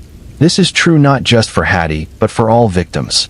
They are not just names in a case file, not just statistics, not just symbols. They are people, with families who love them, with friends who miss them, with lives that had meaning and value. The Pettit case, for all its legal and social significance, for all the lessons it teaches about justice and power and institutional failure, is ultimately about Hattie. About a woman who was killed by people she trusted, who suffered terribly, who was almost forgotten. And about the people who refused to let her be forgotten, who fought for justice, who insisted that her death mattered. That insistence, that refusal to forget, is what gives the case its enduring power.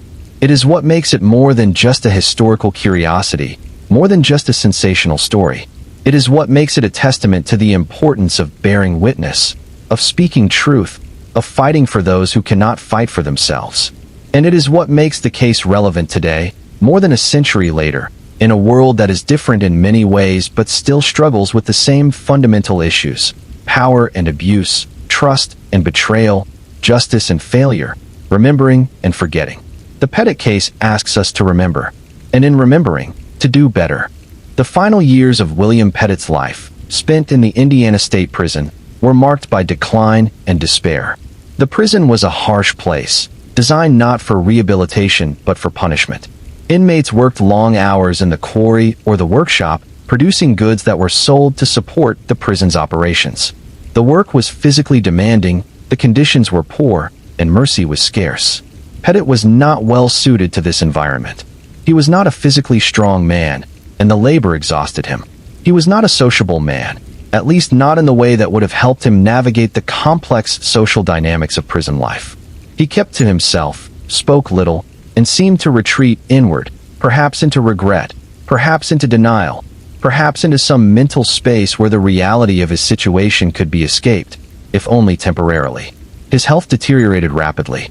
The tuberculosis that would eventually kill him probably began in the prison, contracted in the damp, poorly ventilated cells, spread by overcrowding and poor sanitation.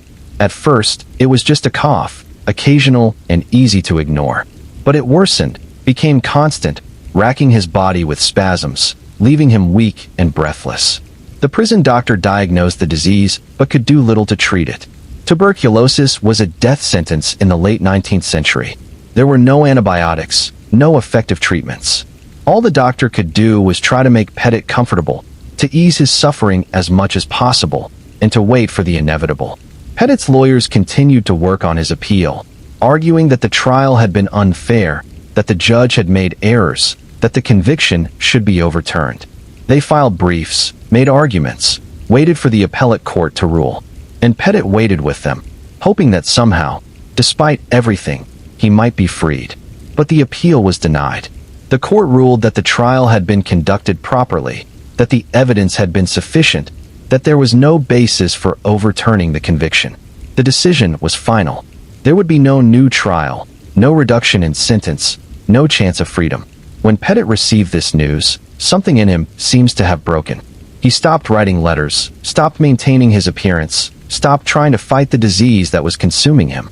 He simply lay in his bunk, coughing, weakening, waiting to die. He died on November 3, 1891, less than 2 years after his conviction. He was 36 years old.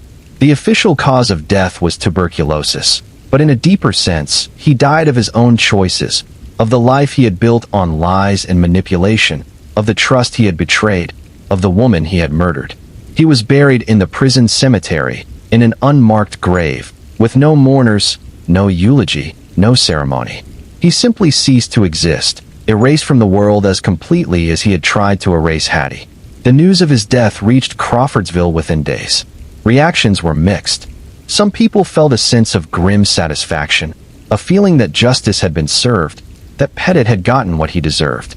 Others felt a kind of sad pity, not for Pettit himself, but for the waste of it all, for the fact that a man with intelligence and potential had chosen to use those gifts for evil rather than good. And some people, those who had continued to believe in his innocence, felt vindicated in a strange way. They saw his death as a martyrdom, as proof that he had been wronged, that the system had destroyed an innocent man. This interpretation was not widely shared, but it persisted in certain circles, among those who could not or would not accept the evidence of his guilt. Clemmy Whitehead was informed of Pettit's death, though we do not know how she reacted. Did she grieve? Did she feel relief that he could no longer implicate her, could no longer confess and name her as an accomplice? Did she feel anything at all? She left no record of her thoughts, no diary entry, no letter. She simply went on with her life, such as it was, isolated and shunned but free.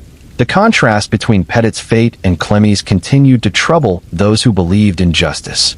Pettit had paid the ultimate price, had lost everything, had died alone and unmourned. Clemmy had lost her reputation but retained her wealth, her freedom, her physical comfort. The disparity seemed unjust, seemed to confirm that the legal system was not truly fair, that it could be manipulated, that outcomes depended on factors that should have been irrelevant. But life is not fair, and the legal system, for all its aspirations, is not perfect. It is a human institution, subject to all the flaws and biases that humans bring to it. It can deliver justice, but it can also fail. It can punish the guilty, but it can also allow them to escape. And in the Pettit case, it did both. The decades following the trial saw significant changes in American society. The women's suffrage movement achieved its goal with the passage of the 19th Amendment in 1920, giving women the right to vote.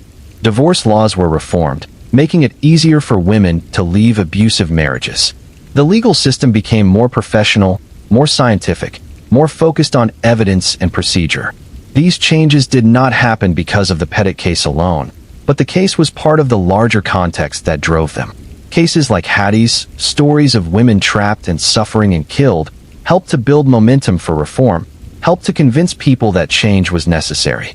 The case also contributed to a growing awareness of the need for better forensic science, for more systematic investigation of suspicious deaths, for protocols that would make it harder for murderers to escape detection. The field of toxicology advanced significantly in the early 20th century, driven in part by high-profile cases like the Pettit case that demonstrated both the potential and the limitations of the science. By the mid-20th century, the Pettit case had faded from public consciousness, remembered only by local historians and those with a particular interest in crime and justice. The physical spaces associated with the case had changed or disappeared. The people involved were long dead. The community had moved on. But the story remained, preserved in archives, in newspaper clippings, in court records, in the occasional article or book chapter. And every so often, someone would rediscover it, would read about Hattie and Pettit and Clemmy, and would be struck by how relevant it still felt, how the issues it raised were still present, how the patterns it revealed were still operating. Because the truth is that cases like the Pettit case still happen. People in positions of trust still abuse that trust. Women are still trapped in abusive relationships, still killed by partners or spouses. The legal system still struggles to protect the vulnerable, still sometimes fails to hold the powerful accountable.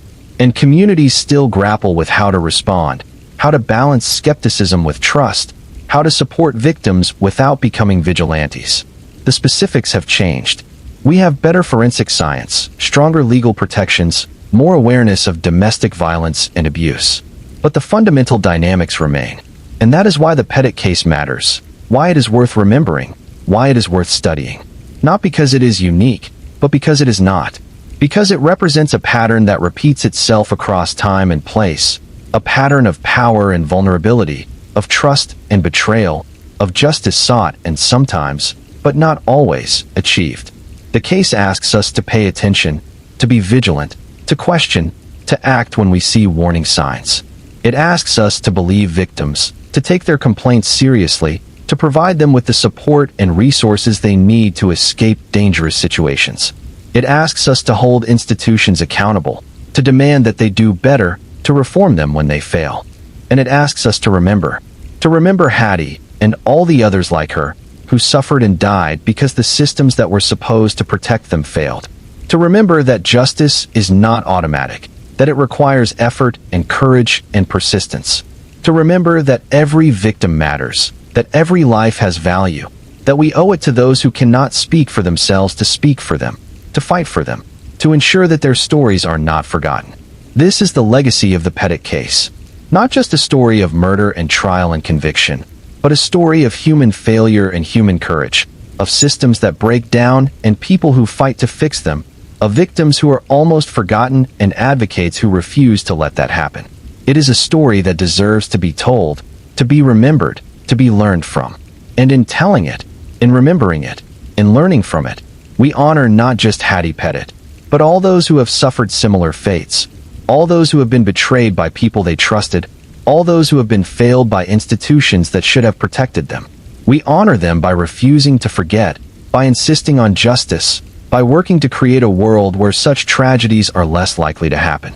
We cannot prevent all evil, cannot protect all victims, cannot ensure perfect justice.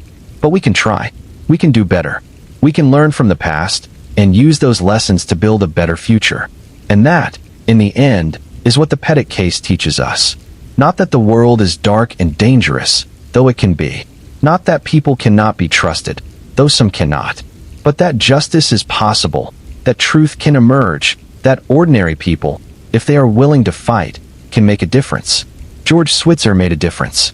He saw an injustice, and he refused to accept it. He pushed and prodded and fought until the truth came out, until the guilty were punished, until Hattie's death was acknowledged and avenged. He was not perfect. He was stubborn, self-righteous, sometimes difficult, but he was also right. And his refusal to give up, his insistence on justice, his commitment to the truth, made all the difference. We need more people like George Switzer. People who are willing to be unpopular, to ask uncomfortable questions, to challenge authority, to fight for those who cannot fight for themselves. People who understand that justice does not happen automatically, that it requires effort and sacrifice and courage. The Pettit case is a reminder of this and a call to action. It asks us to be vigilant, to be skeptical, to be brave. It asks us to stand up for victims, to demand accountability from institutions, to refuse to let crimes go unpunished.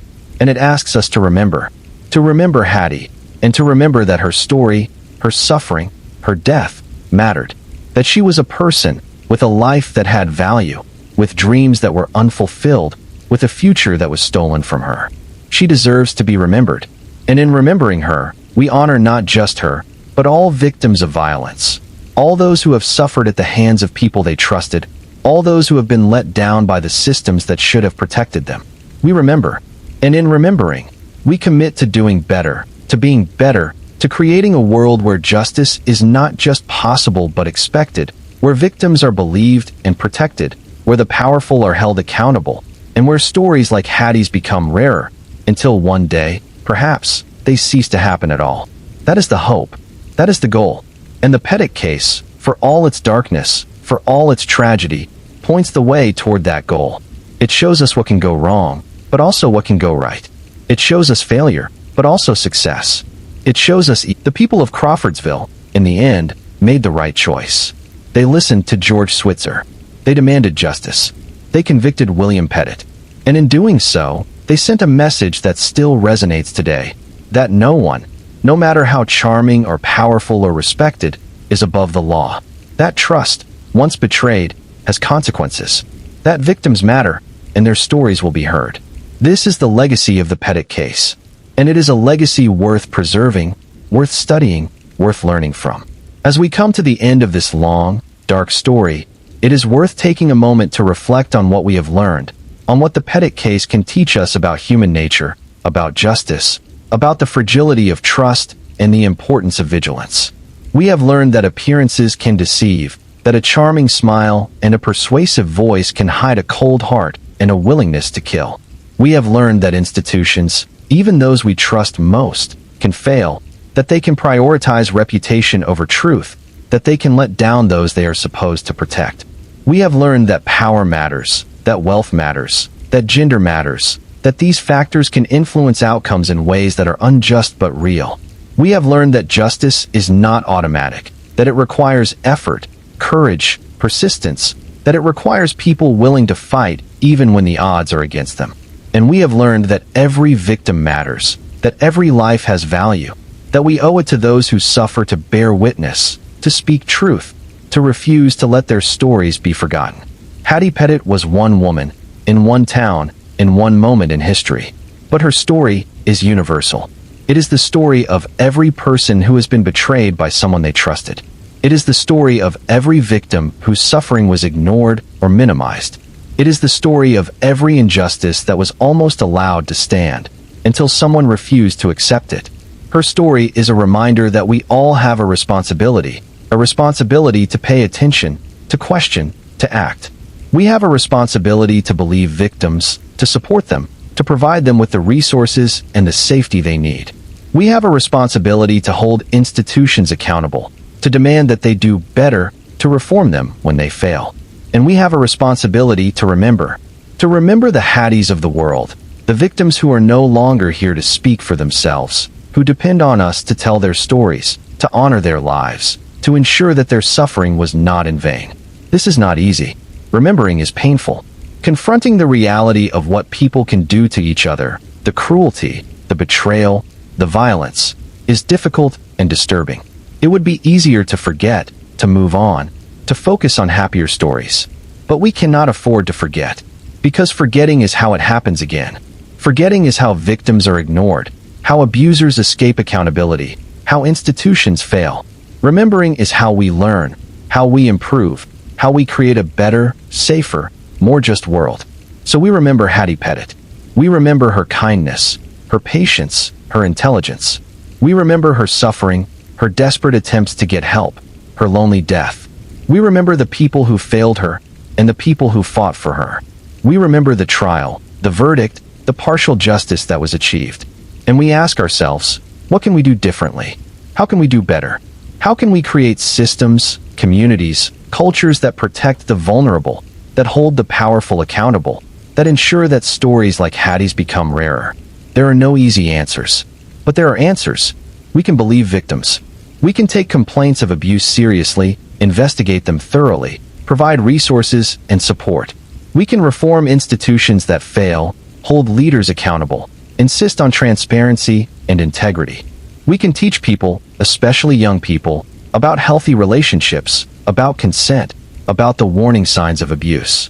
We can challenge the cultural norms that enable abuse, that tell women to submit and endure, that tell men they are entitled to control and dominate. We can support organizations that work to prevent violence, that provide shelter and counseling and legal assistance to victims. We can vote for policies and politicians that prioritize the safety and well-being of the vulnerable over the comfort of the powerful. These are small steps, perhaps, but they matter. They add up. And over time, they can make a difference. The Pettit case happened more than a century ago, but its lessons are timeless. Trust but verify. Question authority. Believe victims. Demand accountability. Remember, these are the lessons that Hattie's death taught us, or should have taught us. And they are lessons we need to keep learning, keep practicing, keep passing on to future generations. Because the work is never done. There will always be people like Pettit, charming and manipulative, willing to abuse trust for personal gain.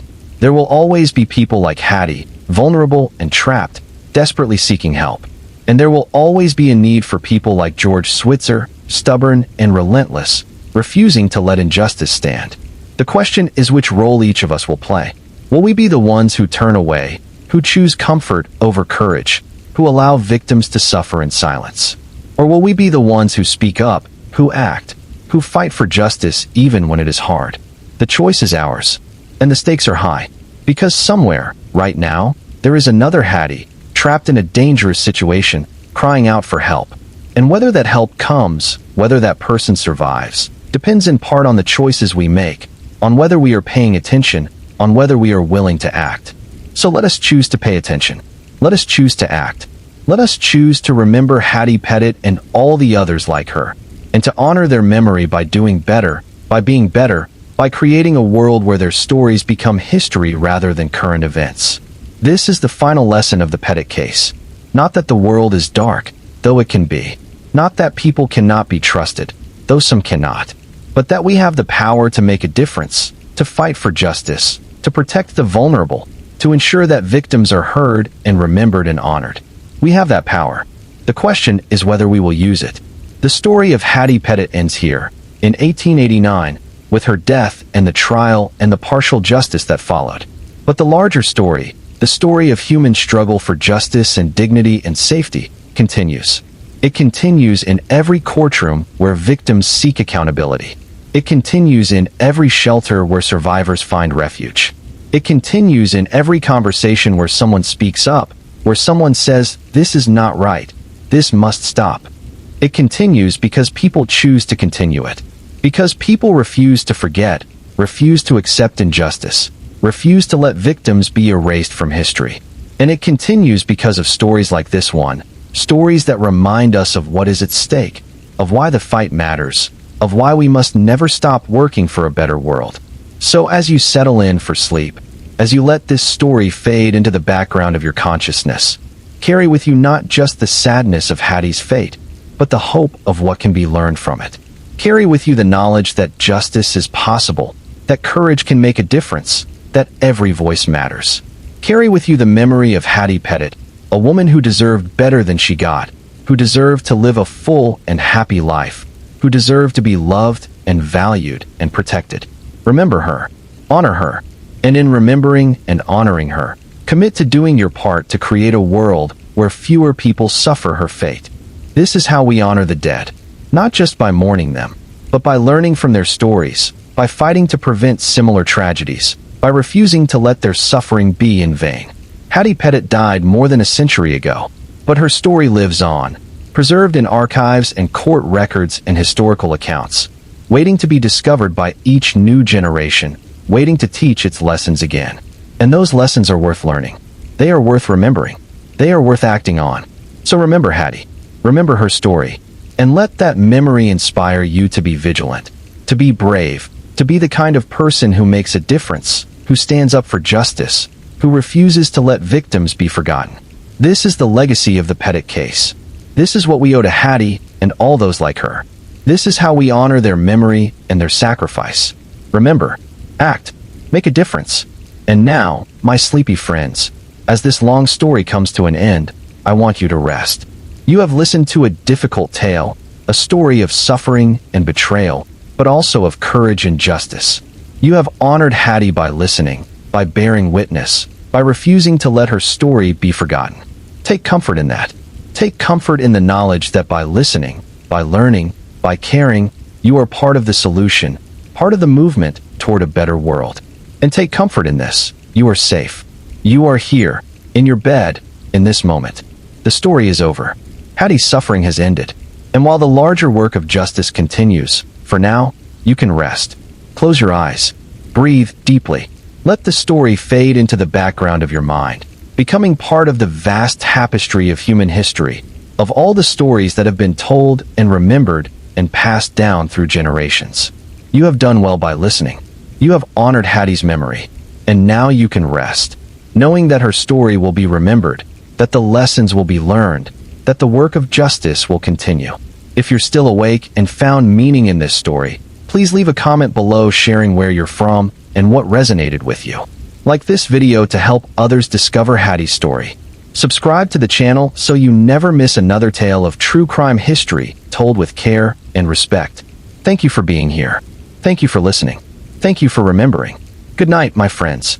Sleep well, and may you wake tomorrow with renewed commitment to justice, to truth, to making the world a better place. Rest now. You've earned it.